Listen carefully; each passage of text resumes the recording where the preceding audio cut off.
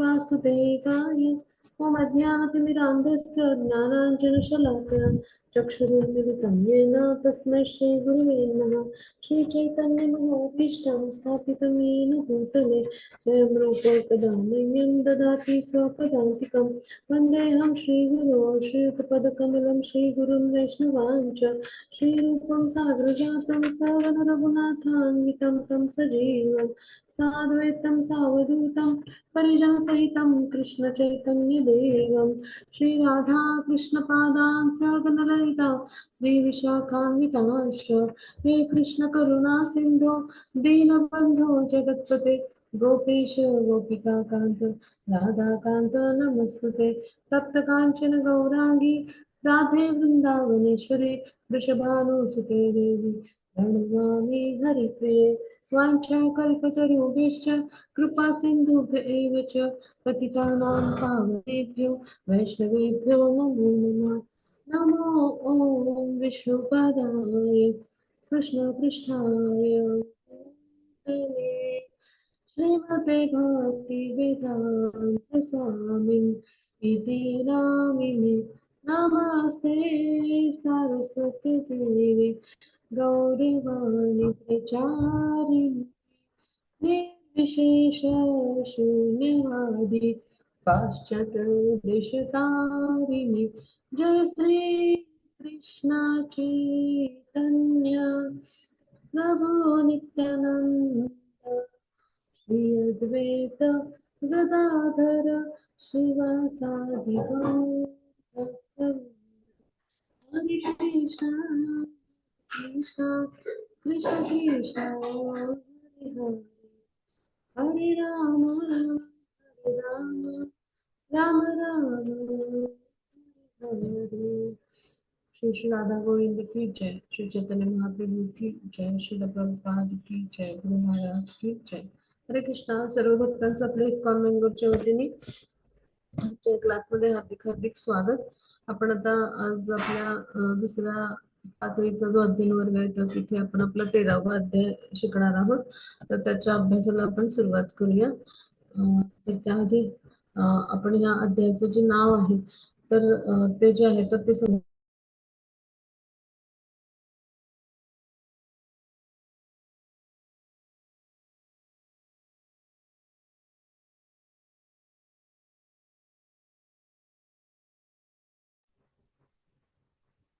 तर याचं नाव आहे क्षेत्रज्ञ विभाग योग असं नाव आहे। म्हणजे काय तर क्षेत्र म्हणजे काय, क्षेत्रज्ञ म्हणजे काय आणि मग यांचा अभ्यास करून आपण भगवान यांच्याशी कसे जोडले जायचे तर हे आपण समजून घेणार आहोत।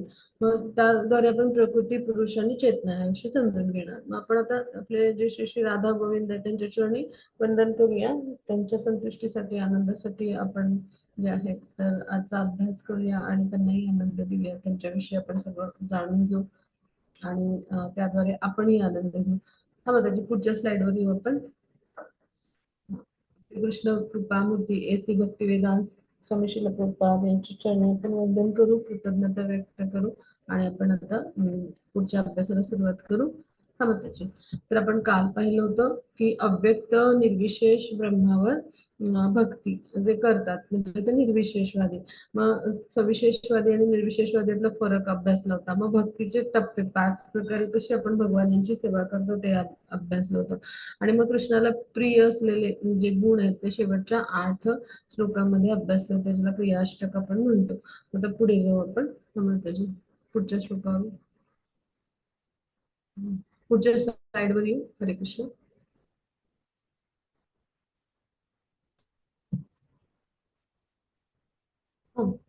तर आता अर्जुनाने या अध्यायात पहिल्यांदा 6 प्रश्न विचारले की क्षेत्र आणि क्षेत्रज्ञ जे आहे तर यांचं वर्णन जे आहे ते भगवान करतात।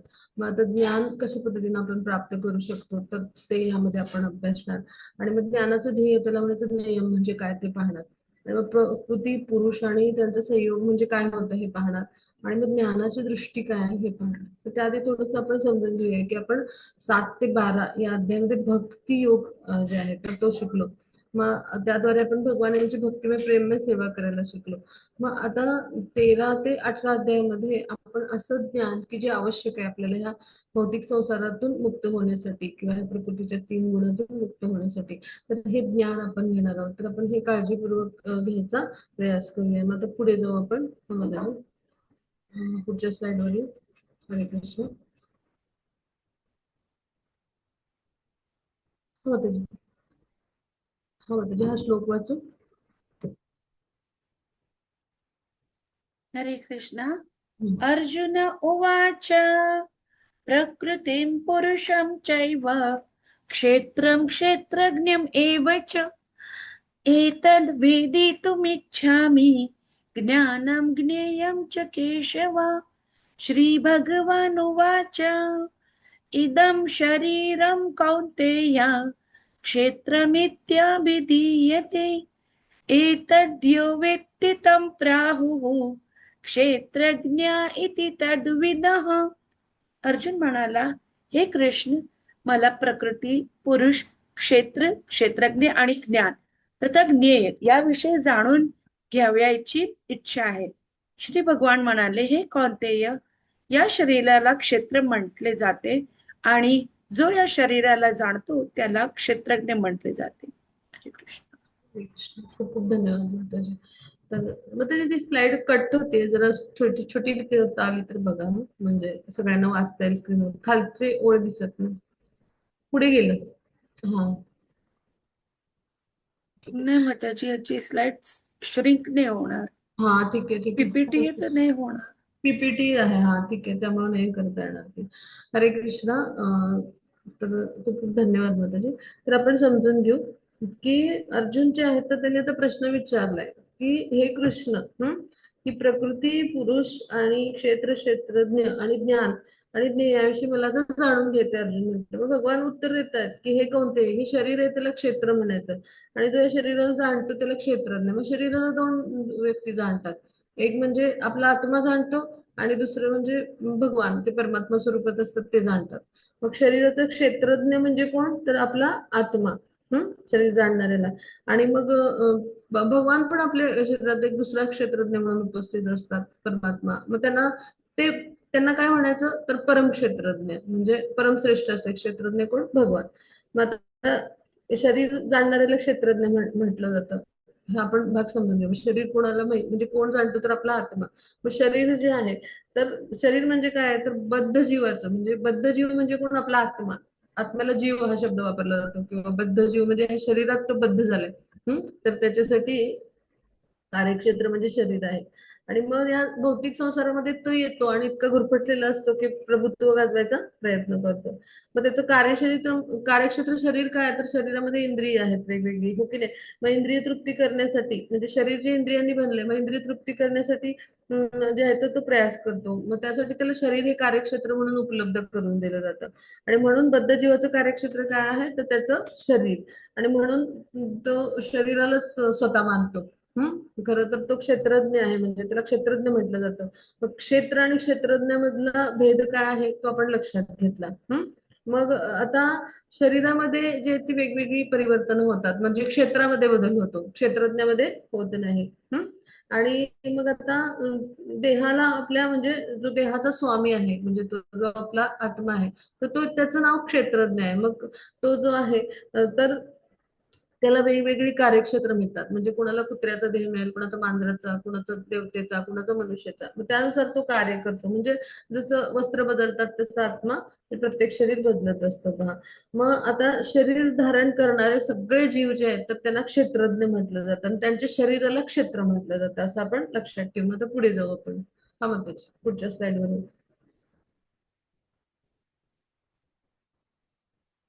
हो हा हा श्लोक वाचू.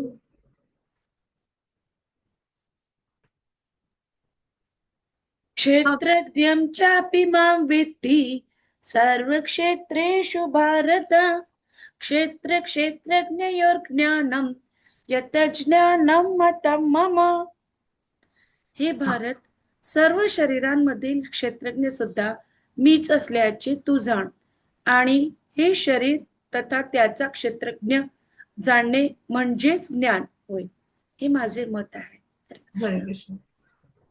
तर आता आपण समजून घेऊया की भगवान काय म्हणतात, क्षेत्रज्ञ चापी माम विद्धी. हा, म्हणजे काय की सर्व शरीरामधील क्षेत्रज्ञ सुद्धा मीच आहे. म्हणजे मला तू जाण, निश्चितच मी क्षेत्रज्ञ आहे. आणि हे शरीर तथा त्याचा क्षेत्रज्ञ जाणणं, म्हणजे आपलं जे शरीर आहे आणि त्याच्यातलं क्षेत्रज्ञ कोण आहे ते जाणणं म्हणजे ज्ञान आहे, असं भगवान सांगतात. म्हणजे अर्जुनाच्या पहिल्या प्रश्नाचं उत्तर, अर्जुनाने किती प्रश्न विचारलेत, की प्रकृती म्हणजे काय, पुरुष म्हणजे काय, क्षेत्र म्हणजे काय, क्षेत्रज्ञ म्हणजे काय, ज्ञान म्हणजे काय. मग भगवानांनी सांगितलं क्षेत्र म्हणजे काय सांगितलं, क्षेत्रज्ञ म्हणजे काय सांगितलं, ज्ञान म्हणजे काय सांगितलं. मग आता भगवान पुढे प्रकृती आणि पुरुष हे पण सांगते. मग आपण आता इथपर्यंत आलो, क्षेत्र, क्षेत्रज्ञ, त्यानंतर ज्ञान. मग आता ज्ञान म्हणजे काय, तर हे शरीर आणि त्याचं क्षेत्रज्ञ ह्याला जाणायचं, ह्याला म्हणायचं ज्ञान संपादन करणं. आता आपण समजून घेऊया की क्षेत्र, क्षेत्रज्ञ आणि परमात्मा ह्यांची जेव्हा आपण चर्चा करतो, तर त्यावेळेला भगवान जे आहेत तर ते आपल्याला जे म्हणू आपण की भौतिक जे म्हणजे भौतिक प्रकृती, त्याला जड प्रकृती असं म्हणायचं, मॅटर. तर त्याच्यामध्ये चेतना आल्याशिवाय ते हलत नाही. म्हणजे चेतना आल्याशिवाय त्याच्यामध्ये जे आहे तर त्याचे जे आहेत ते कार्य सुरू होत नाही, म्हणून त्याला जड असं म्हणतात. जीव आणि म्हणजे भौतिक प्रकृती. तर आणि भगवान, या तिघांचा म्हणजे जो आहे तो अभ्यास आपल्याला पाहायला मिळतो, हे सगळं चर्चा करताना. म्हणजे अशाच तऱ्हेनं तो अभ्यास केला जातो. मग आता क्षेत्रामध्ये आणि शरीरामध्ये म्हणजे म्हणजे क्षेत्राला शरीर म्हणतात, मग त्याच्यामध्ये दोन आत्मे असतात. एक आपला व्यक्तिगत आत्मा म्हणजे आपला जीवात्मा, किंवा त्याला जीव म्हणतात. आणि दुसरं म्हणजे परमात्मा म्हणजे भगवान स्वयं चतुर्भुज विष्णू रूपात. मग भगवान यांचं हे विस्तारित रूप आहे. परमात्मा म्हणजे कोण आहे, भगवान यांचं चतुर्भुज विष्णू रूप ते विस्तारित रूप आहे. आणि हे या भौतिक जगतामध्येच असतं. मग मी प्रत्येक देहामध्ये परमात्मा म्हणून उपस्थित असतो. म्हणजे ते चित्रात पहा, ह्या हत्तीमध्ये परमात्मा म्हणून भगवान आहेत, त्या मावतामध्ये पण तसेच आहेत, ह्या साधूमध्ये पण तसेच आहेत, ह्या पशूंना मारणाऱ्या चांडाळामध्ये पण तसेच आहेत. ह्या ब्राह्मण वर्णाचे म्हणजे हे विद्वान यांच्यामध्ये पण असेच आहेत. हा गुरु राखणाऱ्या गुराख्यामध्ये पण असेच आहेत. आणि गुरांमध्ये पण एकच एकच त्यांचा जो आहे तर परमात्मा रूप आहे ते सगळीकडे आहे पण.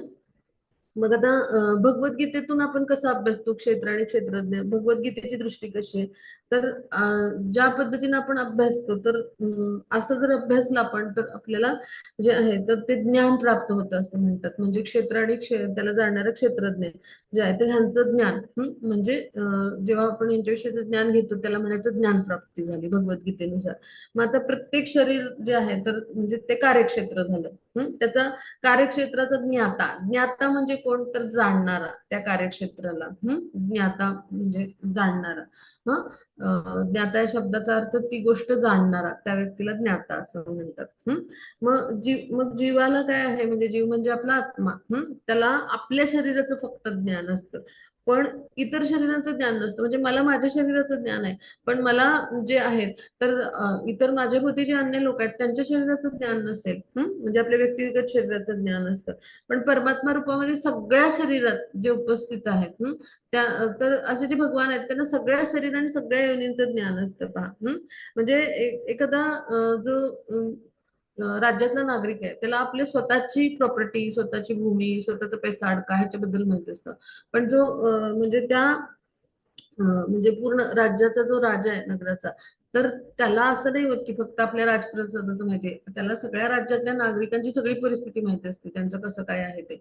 मग हे जे आहे तर ह्या उदाहरणात आपण समजून गेलं म्हणजे घेतलं म्हणजे आपण जे आहोत तर स्वतःच्या शरीराचा स्वामी असतो आपण जीवात्मा म्हणून, पण भगवान जे आहेत ते सगळ्यांचे स्वामी आहेत परमात्मा रूपामध्ये. आपल्या जे आहेत तर ते शरीरामध्ये उपस्थित आहेत. म्हणजे राज्याचे गौण स्वामी जे आहेत ते नागरिक, आणि त्यांचा परम स्वामी म्हणजे कोण, राजा. मग तसं आपल्या शरीराचे गौण स्वामी म्हणजे आपला आत्मा, आणि परम स्वामी म्हणजे भगवान. म्हणून मग क्षेत्रज्ञ म्हणजे भगवान, आणि हे समास क्षेत्रज्ञ म्हणजे आपला आत्मा, आणि परम क्षेत्रज्ञ म्हणजे भगवान, असं आपण लक्षात ठेवूया. परम अधिपती, परम म्हणजे सर्वश्रेष्ठ या अर्थाने वापरलं जातं.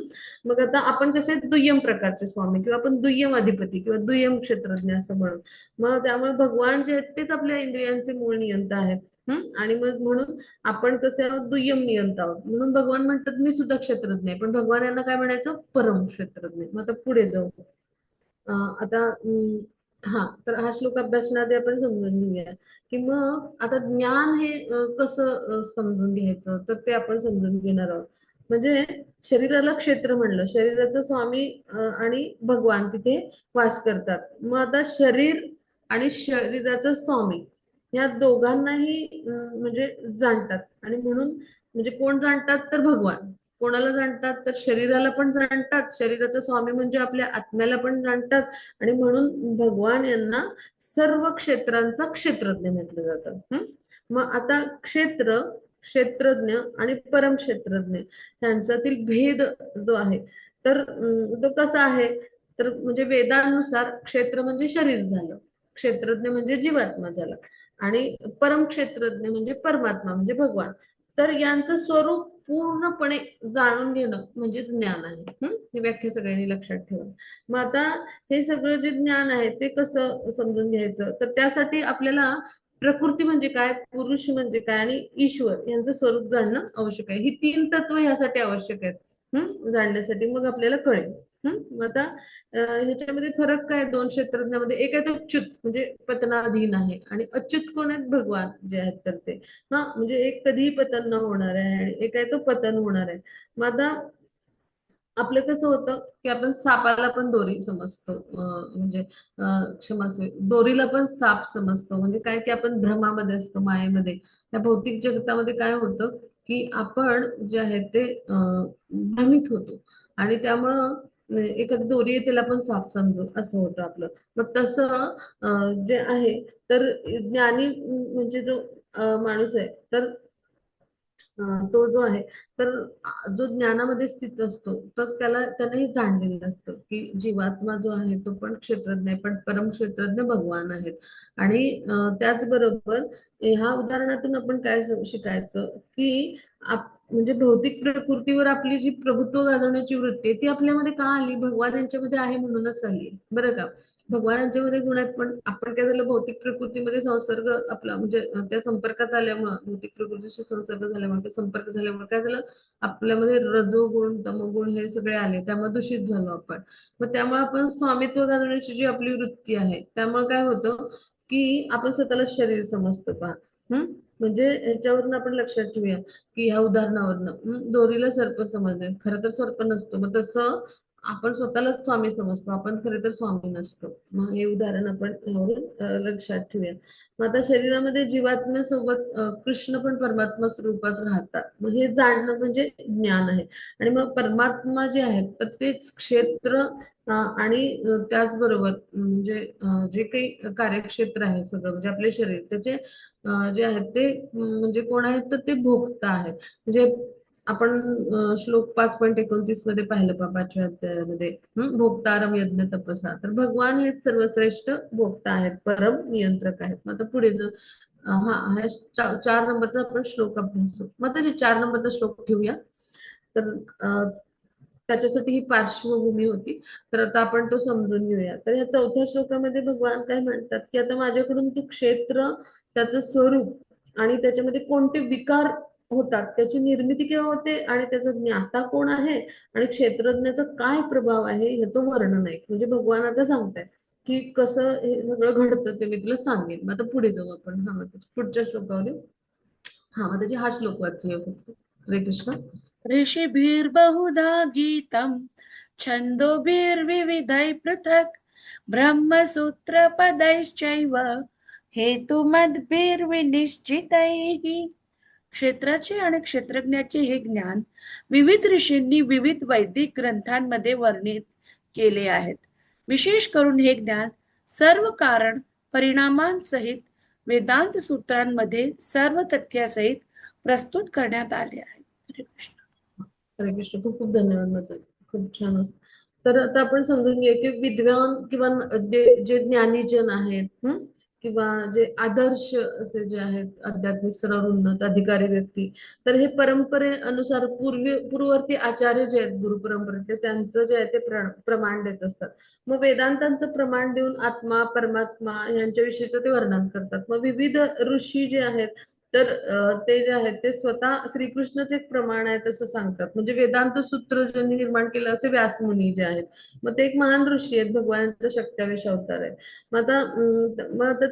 त्यांच्याप्रमाणे म्हणजे व्यासदेवांचे जे पिता आहेत, तर त्यांचं नाव पराशर व्यास असं. पराशर ऋषी म्हणतात त्यांना.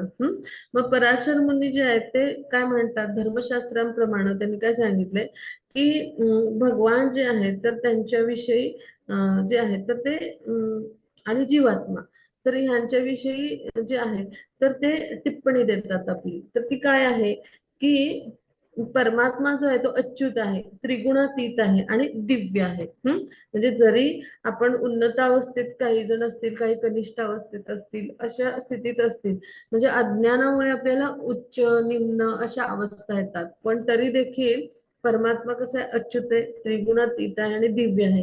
आणि मग वेदांमध्ये पण म्हणजे म्हटलं तर आपण कठोपनिषद म्हणजे वेगवेगळे जे उपनिषद आहेत ते वेदांचा भाग येतो.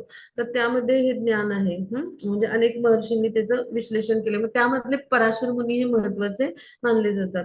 म्हणजे काय की आत्मा, परमात्मा आणि आपलं शरीर याविषयीचं ज्ञान जे आहे तर ते जे आहे वेदामध्ये दिले. मग आता हे कसे टप्पे आहेत आपण चेतनेचे ते समजून घेऊया. मग सर्वात पहिल्यांदा म्हणजे हे जे वर्णन आहे तर हे यजुर्वेदाचा एक भाग आहे, तैत्तरीय उपनिषद म्हणून. मग त्यामध्ये प्रकृती, जीव आणि भगवान ह्यांचं वर्णन म्हणजे हे तीन गोष्टींचं आपल्याला ज्ञान असणं आवश्यक आहे, जर आपल्याला आत्मा, परमात्मा, शरीर यांच्याविषयी जाणायचं आहे तर. म्हणजे क्षेत्र आणि क्षेत्रज्ञ आणि परमक्षेत्रज्ञ यांच्याविषयी जाणायचं आहे तर आपल्याला प्रकृती, पुरुष आणि जीव यांच्याविषयी माहिती मिळणं आवश्यक आहे. मग आपण असं समजलं की क्षेत्र हे जीवाचं कार्यक्षेत्र आहे आणि क्षेत्रामध्ये आत्मा आणि परमात्मा हे दोन क्षेत्रज्ञ आहेत. तर तैत्तिरीय उपनिषदामध्ये काय म्हटलंय की ब्रह्म पुच्छम प्रतिष्ठा असं म्हटलंय. म्हणजे भगवान यांची शक्ती आहे ना तर त्याची एक प्रकट अवस्था अन्नमय नावाने जाणली जाते. हे स्तर आहेत बरं का, सगळ्यांनी लक्षपूर्वक ऐकूया. तर आता हे जाणणं म्हणजे काय तर भगवान यांचा भौतिक स्तरावरचा साक्षात्कार म्हणजे परमसत्याची अन्नमय अनुभूती म्हणजे काय तर आपण समजून घेऊया की सगळेजण काय करतात, जीव जे आहेत सगळे पशु पक्षी सगळे ते अन्नाचा शोध घेतात, हो की नाही. म्हणजे अन्न ग्रहण करायचं म्हणजे जगण्यासाठी अन्न लागतं. किंवा पशु पक्षी काय करतात, दाणा टिपून घेऊन येतात पक्षी, किंवा पशु जे आहेत ते अन्नाच्या शोधात म्हणजे जे आहेत ते फिरतात आणि अन्न शोध म्हणजे आपलं मिळवण्याचा प्रयत्न करतात. आता पहा, वृक्षांची मुळं पण अशी लांब लांब खोलवर गेलेली असतात अन्न आणि पाण्याच्या शोधात, हो की नाही. तर हे आपल्या गरजा आहेत, अन्न, वस्त्र, निवारा. तर ह्यासाठी प्रयत्न आपण सगळेच करतो, मनुष्य पासून सगळे. मग हे जे आहे ती ही पहिली अवस्था आपली भौतिक स्तरावरची म्हणजे भगवान यांची भौतिक स्तरावरची अनुभूती किंवा साक्षात्कार म्हणजे काय, अन्नासाठी प्रयत्न करणारा जीव. नंतर मग आता जेव्हा ही अनुभूती येते त्यावेळेला म्हणजे जे आहे ते मनुष्यमयाच्या पुढच्या टप्प्याला जातो म्हणजे प्राणमय म्हणजे प्राणशक्तीमध्ये परमसत्याचा साक्षात्कार करू शकतो. तर प्राणशक्तीमध्ये परमसत्याचा साक्षात्कार म्हणजे काय तर मग थोडीशी चेतना अजून विकसित होते. आणि मग जे पशु आहेत म्हणजे तर त्या स्तरावरची चेतना किंवा त्या पद्धतीची चेतना ही म्हणजे स्पर्धा आणि एक जण दुसऱ्याचं भक्ष्य बनतो म्हणजे स्पर्धा आणि अशा स्तरेचं म्हणजे बळी तो कानपिळी असं आपण म्हणतो ना. तर अशा पद्धतीने किंवा जीवो जीवस्य जीवन म्हणजे एक जण दुसऱ्यावरती अवलंबून असतो. म्हणजे अशा पद्धतीने जे आहे तर ते प्राणमय स्तरावरती गेल्यानंतर भगवान यांचा भौतिक अनुभूती येते, त्याला म्हणायचं परमसत्याचा साक्षात्कार. म्हणजे काय की आता मनुष्य जर असतील तर प्राणमय स्तरावरती ते काय करतात, प्राणायाम वेगवेगळे अष्टांग योग जरी ध्यान करतात. अशा पद्धतीनं भगवान यांचं जे चिंतन करायचा प्रयत्न करतात. मग आता ज्ञानमय स्तरावर अनुभूतीचा स्तर हा प्राणशक्तीच्या पुढे आहे आणि चिंतन संवेदना त्याचा संकल्पापर्यंत उन्नत होतो. म्हणजे आणि मग हा जो आहे ज्ञानमय स्तर ह्याच्या पुढचा टप्पा. मग त्यावेळेला काय होतं तर म्हणजे त्यांना समजतं किंवा ज्ञान मिळतं. काय मिळतं की आपल्याला काहीतरी म्हणजे आपल्यामध्ये काहीतरी वेगळं आहे, आपल्यामध्ये वेगवेगळ्या म्हणजे ज्या आहेत तर ते स्किल्स आहेत आणि आपण काहीतरी करू शकतो असं चिंतन मनाच्या स्तरावर होतं.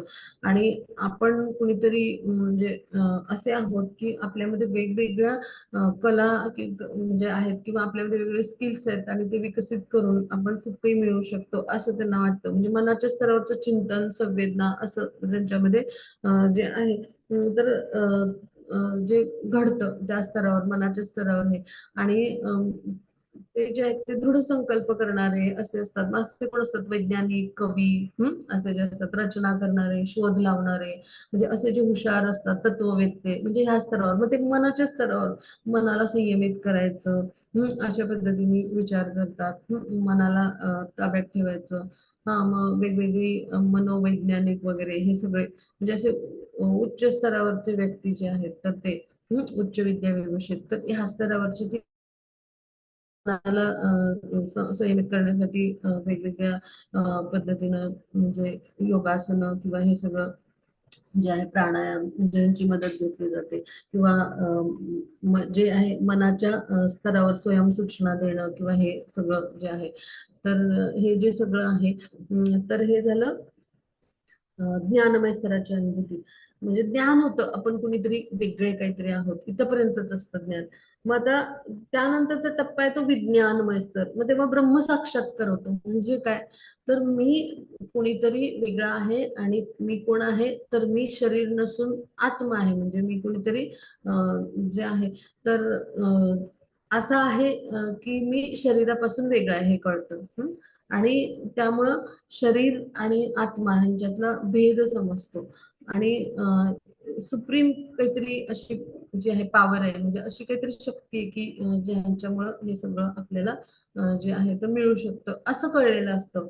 पण तरी देखील त्यांना जीवनामध्ये कुणी मार्गदर्शन करणारे असे प्रमाणित आध्यात्मिक गुरु भेटत नसतात. त्यामुळं I am a spiritual bliss एवढं कळलेलं असतं पण पुढचं काही कळलेलं नसतं. म्हणजे ब्रह्मस्तरावरची ती अनुभूती असते. थोडक्यात जर समजून घ्यायचं तर निर्विशेष ब्रह्म त्या अहम ब्रह्मास्मी म्हणजे मी कुणीतरी भगवानांचा अंश आहे कुठल्या तरी सुप्रीम पॉवरचा हे समजलेलं असतं.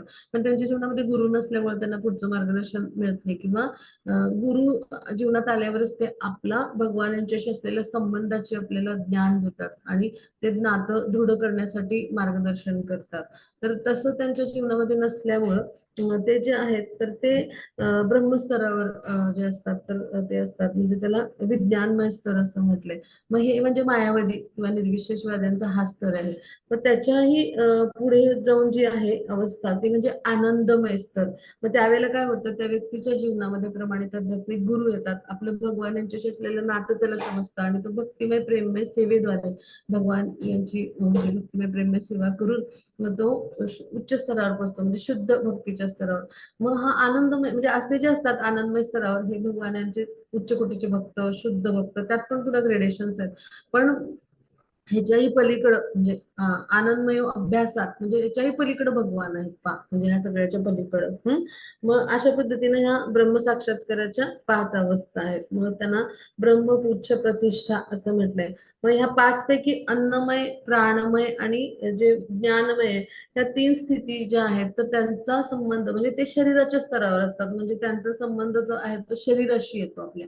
म्हणजे अन्नमय त्यानंतर प्राणमय आणि जे आहेत तर जे ज्ञानमय आहे तर ते म्हणजे काय शरीर त्यानंतर बुद्धी मन आणि बुद्धी या 3 स्तरावर असतात. म्हणजे हे बुद्धीच्या स्तरावर असतात ज्ञानमय वाले लोक. म्हणजे हे काय झालं तर शरीर मन आणि बुद्धी या स्तरावर म्हणजे फक्त ते भावनिक स्तरापर्यंतच म्हणजे बुद्धी म्हणजे काय झालं मनाचा भावनिक स्तर आणि बुद्धीचा निर्णय इथपर्यंतच असतं. म्हणजे शरीराशी निगडीतच असतं म्हणून ते क्षेत्राशी निगडीत हे 3 स्तर असतात. आणि मग त्याच्या पुढे जे म्हणजे या सगळ्या क्षेत्रांच्या पलीकडे परमेश्वर आहे आणि म्हणून त्यांना आनंदमय म्हटलंय. आणि मग आनंदमय अभ्यासात असं म्हटलंय. मग वेदांत सूत्र किंवा ब्रह्मसूत्रामध्ये हेच विश्लेषण आपल्याला पाहायला मिळतं. म्हणजे काय की ह्या सगळ्यावरून आपण काय समजून घेतलं की पहिले 3 स्तर आहेत ते आपल्या शरीराच्या म्हणजे स्तरावरच असतात. आणि पुढचा टप्पा म्हणजे ब्रह्म साक्षात्कार, आत्मसाक्षात्काराची पहिली पाहिजे म्हणजे विज्ञानमय स्तर. म्हणजे आणि मग त्याच्याही पुढचा स्तर म्हणजे आनंदमय, म्हणजे भक्तिमय प्रेममय सेवेद्वारे जे आपल्याला ज्ञान होतं, भगवान यांच्याशी आपल्याला संबंध आहे तो समजतो, आणि आपल्या जीवनामध्ये गुरु येतात आणि हे सगळं आपल्याला माहिती करून देतात.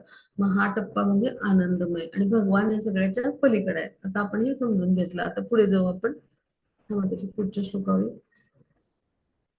हा, मग आता इथे लक्षात घ्या, पंचमहाभूते, मिथ्या अहंकार, बुद्धी, अव्यक्त, 10 इंद्रिय, मन, 5 इंद्रिय विषय, इच्छा, द्वेष, सुख दुःख, समूह, चेतना आणि धैर्य या सर्वांना त्यांच्या विकारांसहित संक्षेपाने क्षेत्र असं म्हटलं जातं.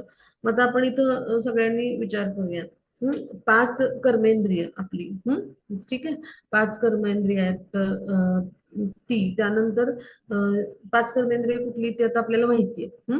मग आता त्यानंतर जे आहेत तर ती 5 ज्ञानेंद्रिय. कर्मेंद्रिय म्हणजे काय, वाणी, पाय, हात, उपस्थ, गुदा ही झाली. मग ज्ञानेंद्रिय म्हणजे काय की नासिका, जिव्हा, त्वचा, नेत्र आणि कान. आणि मग त्यानंतर काय झालं की 5 इंद्रिय विषय आहेत आपले. शब्द, स्पर्श, रूप, रस, गंध हे 5 इंद्रिय विषय झाले.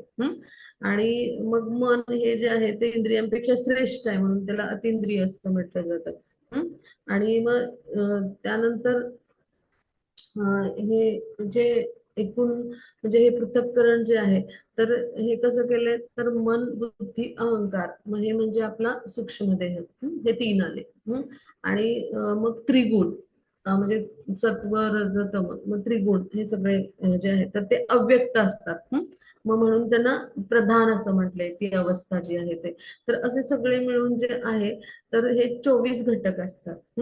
आणि मग हे जे 24 घटक आहेत, तर ह्या 24 तत्व ही एकत्र आल्यामुळं काय होतं, तर हे जे शरीर आहे ते तयार होतं. मग शरीराला उत्पत्ती, विकास, स्थिती, प्रजनन, क्षय आणि विनाश या अवस्था आहेत. पहा, म्हणजे काय की क्षेत्राला अवस्था आहेत. क्षेत्राची उत्पत्ती होते, त्याचा विकास होतो म्हणजे वाढ होते, एका ठराविक स्थितीला शरीर येतं. आणि मग त्यानंतर मग ते मॅच्युरिटी आल्यानंतर प्रजनन होतं शरीरापासून, म्हणजे शरीराची प्रजनन क्षमता जी आहे तर ती म्हणजे जी आहे तर ती कार्यान्वित केली जाते. आणि त्यानंतर क्षय म्हणजे हळूहळू पुन्हा शरीराचा ऱ्हास होतो आणि पुन्हा एखादा व्याधी होऊन शरीर विनाश पावतं. मग अशा पद्धतीनं हे घडतं. मग आता इच्छा, द्वेष, सुख, दुःख हे काय आहे, शरीरातल्या पंचमहाभूतांचं प्रतीक आहे. पंचमहाभूत म्हणजे कुठली, पृथ्वी, आप, तेज, वायू आणि आकाश ही 5 तत्व आहेत. मग त्यांचं ही प्रतीक आहेत, इच्छा, द्वेष, सुख, दुःख म्हणजे. आणि हे स्थूल शरीरामध्ये जे आहेत ते आपल्यामध्ये विकारांच्या स्वरूपात जे आहेत ते उद्भवतात, म्हणजे पाहायला मिळतात. मग आता चेतना जी आहे तर ती कशी आहे, ध्वनीद्वारे प्रतीत होणारी जीवन लक्षणं. म्हणजे काय की सूक्ष्म देह जे आहे तर मन, बुद्धी आणि जे आहे तर अहंकार यांची जी आहे तर ती प्रकटावस्था आहे. मग अशा पद्धतीनं ही सूक्ष्म तत्व आहेत तर त्यांचा या क्षेत्रामध्ये समावेश असतो. म्हणजे आपलं जीवन रथ आहे तर त्यामध्ये हे सगळं जे आहे शरीर जे आहे तर ते क्षेत्र झालं.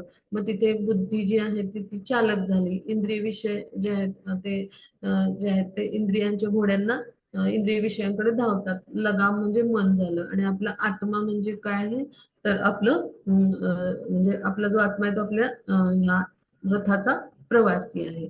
मग त्यामुळं त्याला हे परिणाम जे आहेत तर ते भोगावे लागतात. मग जर आपण मनाची लगाम आटोक्यात ठेवली आणि आपला चालक शक्तिशाली असला, सशक्त असला, तर इंद्रियांचे घोडे आहेत ते योग्य दिशेने धावतील. आणि त्यामुळे आपला प्रवास जो करणारा आत्मा आहे त्याचा प्रवास कसा होईल, सुखकर होईल. मग ह्यासाठी आपण हे ज्ञान घेणं आवश्यक आहे. आता पुढे जाऊ आपण. म्हणते पुढच्या श्लोकावर. हा, मग आता जे हा श्लोक वाचाल काय? हो, त्याची वाचते.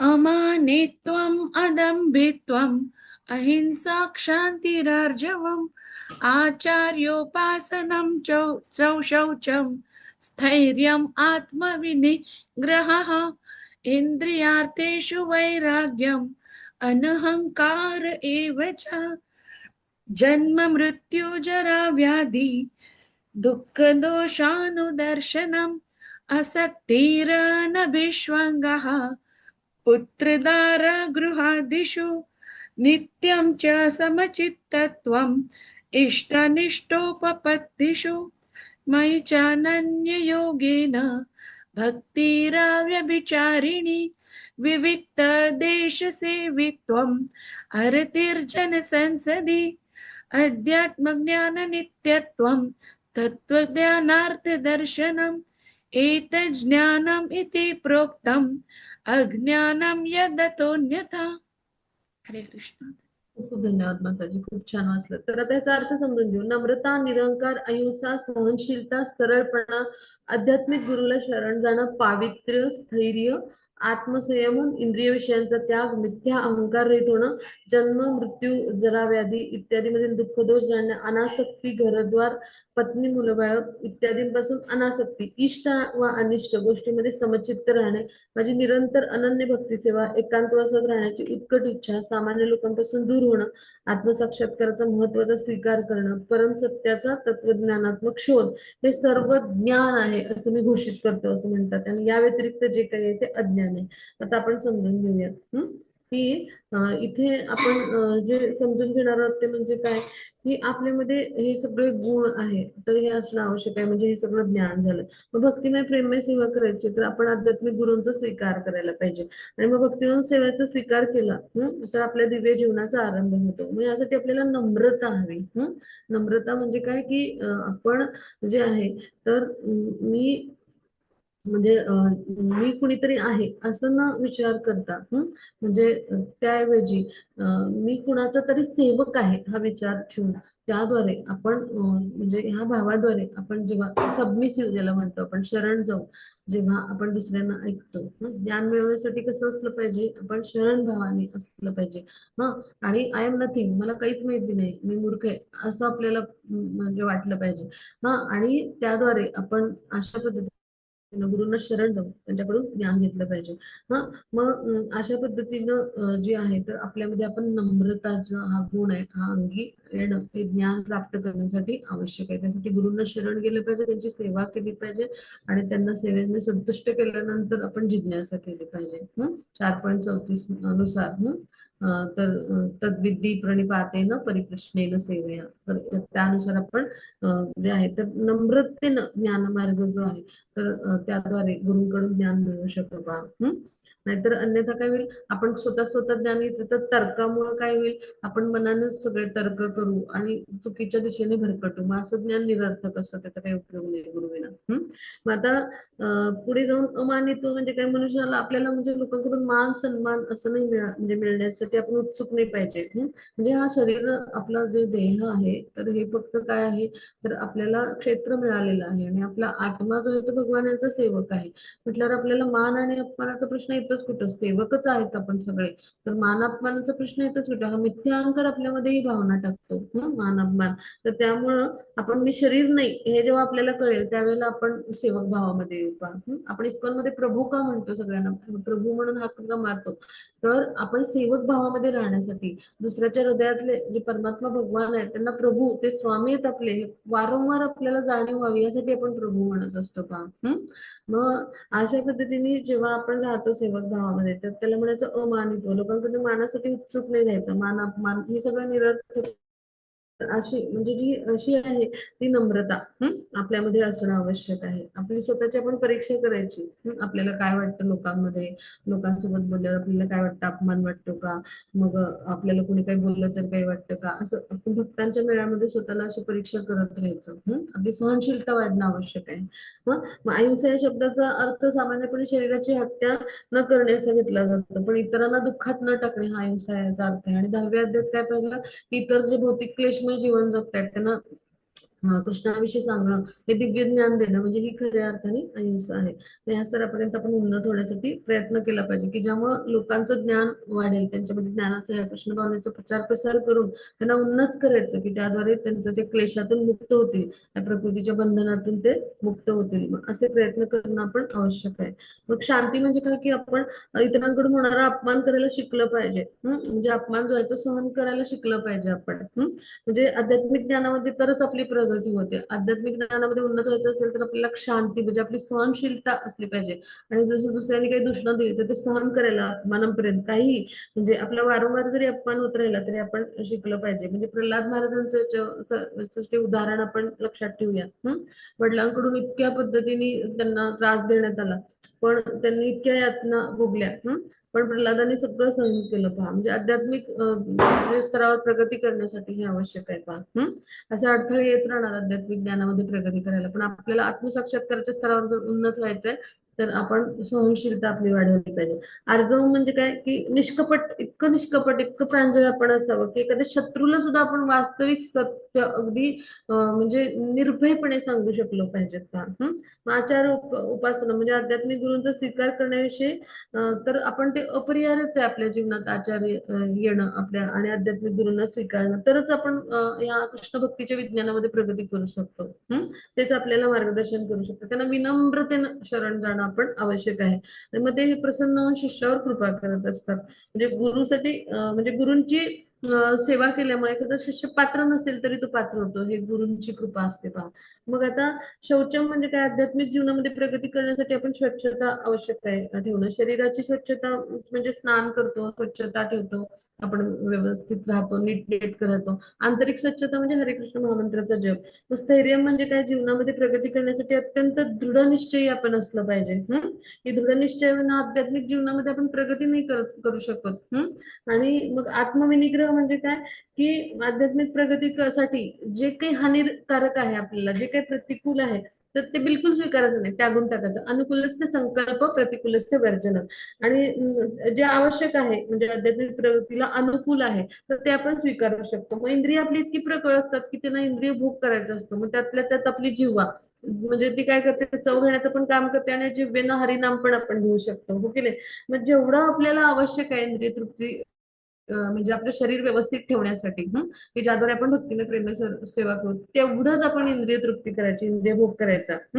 अन्यथा जिव्हेसारखं म्हणजे आपलं अनियंत्रित म्हणजे जिव्हेचं कार्य काय होतं, सतत बडबड म्हणजे सगळ्या प्रकारची बडबड, निंदापासून सगळं, लोकांच्या चर्चा, ग्रामकथा म्हणतात त्याला, प्रजल्प. आणि त्याचबरोबर सतत वेगवेगळे पदार्थ खाण्याचा भाग. तर ही काय झाली, अनियंत्रित इंद्रिय तृप्ती झाली. तर असं नाही असलं पाहिजे. आपण नित्यनेमाने आपण काय केलं पाहिजे, कृष्ण नाम जिभेवरती ठेवलं पाहिजे. रोज 16 माळा करायच्या. असं नेम केलं पाहिजे. दृढ निश्चयाचं म्हणजे असलं पाहिजे. आणि कृष्ण कीर्तन संकीर्तन आपण करू शकलो पाहिजे. आणि त्याचबरोबर आपण कृष्ण प्रसादच ग्रहण केला पाहिजे जिभेने. असा नेम करायचा असता. आज अक्षय तृतीयेचा दिवस आहे, सगळ्यांनी दृढ निश्चय दृढ संकल्प करा की खाल्ला तर मी कृष्ण प्रसादच खाईन. आणि जिभेवरती मी नेहमी कृष्ण नाम, कृष्णाच्या भक्तांचं नाम ठेवेन. कृष्ण कथाच ऐकेन, कृष्ण कथांविषयीच बोलेन, कृष्णांच्या उपदेशाविषयीच बोलेन. असा दृढ संकल्प जो आहे तो साधनेमध्ये आवश्यक आहे. दृढ निश्चय होणं आवश्यक आहे. दृढ व्रत म्हटलं जातं त्याला. मग पाहिलं, नेत्रांनी पाहिलं तर श्रीकृष्णांचे विग्रहच पाहिजे. अशा पद्धतीने कानाने कृष्ण कथा श्रवण करेन, नाकाने कृष्णांनी अर्पण केलेल्या फुलाचा सुवास ग्रहण करेन. मग हे भक्तिमय सेवेचे मार्ग आहेत. म्हणजे भक्तिमय प्रेममय सेवेने आपण हे सगळं साध्य करू शकतो. म्हणजे मग मिथ्या अहंकार म्हणजे आपण स्वतःला आपण शरीर आहोत हे मानणं. मग आपण शरीर नसून आत्मा आहोत हे जाणणं म्हणजे वास्तविक अहंकार. आणि त्याच्याही पुढे जाऊन हे जाणणं की मी भगवानांचा सेवक आहे आणि भगवान माझे स्वामी आहेत. तर ही खरी परिपूर्णता झाली वास्तविक अहंकाराची. मग आपण जन्म मृत्यू जरा व्याधी ह्या म्हणजे समस्यातून मुक्त होण्यासाठी आपण भगवान यांच्याशी असलेला आपला संबंध जाणला पाहिजे आणि त्याद्वारे आपण भक्तिमय प्रेममय सेवेचे प्रयत्न केले पाहिजे. मग त्यासाठी पुत्रधार ग्रहादिश म्हणजे पुत्र पत्नी घर यांच्याविषयी अनासक्ती झाली पाहिजे. म्हणजे त्यांच्याविषयी त्यावेळेला कर्तव्य कर्म म्हणून ते आपण करायचं, पण त्यांच्यामध्ये आपली आसक्ती नाही असली पाहिजे. मग प्रगतीसाठी अनुकूल नसतील घरामधले जे कौटुंबिक सगळे जे सदस्य आहेत तर मग त्यांच्याविषयी आपण आसक्त असू नये. म्हणजे घर सुखी बनवायचं असेल तर कृष्ण भावना सर्वोत्कृष्ट आहे पहा. म्हणून घरामध्ये कृष्ण भावनेचं आपण अनुसरण करणं आवश्यक आहे पहा. म्हणजे घरातल्या सगळ्यांना एकत्र बनवून कृष्णप्रसाद त्यांना ग्रहण करायला देणं किंवा भगवद्गीता भागवताविषयी चर्चा करणं, हरे कृष्ण महामंत्राचं एकत्र सगळ्यांनी येऊन संकीर्तन करणं, अशा पद्धतीने आपण प्रयास करू शकतो. कुटुंबाला आपण प्रशिक्षित करू शकतो. मग आता समजा कृष्ण भावनेच्या विकासासाठी 4 तत्वांचं आपण आचरण करणं आवश्यक आहे. पण गृहस्थ जीवनामध्ये जर कौटुंबिक परिस्थिती जी आहे ती आध्यात्मिक स्थितीसाठी म्हणजे आध्यात्मिक प्रगतीसाठी अनुकूल नसेल, तर मग गृहस्थ आश्रमाचा त्याग केला तरी चालतो. म्हणजे इथे आपण समजून घेऊया की भगवत सेवेसाठी आपण जे आहे तर अर्जुनाप्रमाणे श्रीकृष्ण म्हणजे श्रीकृष्णाने जसं सांगितलं तसं आपण त्याग करणं आवश्यक आहे. म्हणजे काय की अर्जुनाला स्वजनांना मारायचं नव्हतं. आपल्या कुटुंबातले जे होते पितामह, आपले भाऊ, असे सगळ्यांना आप्तेष्ट नातेवाईक युद्धामध्ये लढायला आले होते. पण त्यांनी काय केलं, ही आपली आसक्ती त्यागली आणि अनासक्तीचं आचरण केलं. म्हणजे काय की ह्याच्यावरून आपण लक्षात घेऊया की आपल्याला जर कृष्णांच्या सेवेमध्ये स्वतःला समर्पित व्हायचं आणि कृष्णांच्या संतुष्टीसाठी, मग अशा प्रतिकूल कुटुंबियांना आपण त्यागू शकतो का? मग म्हणजे काय की अर्जुनाने श्रीकृष्णांच्या आदेशाचा स्वीकार केला आणि युद्ध करून स्वजनांची हत्या केली. म्हणजे आपण अशा पद्धतीनं सुख दुःखापासून अनासक्त असलं पाहिजे.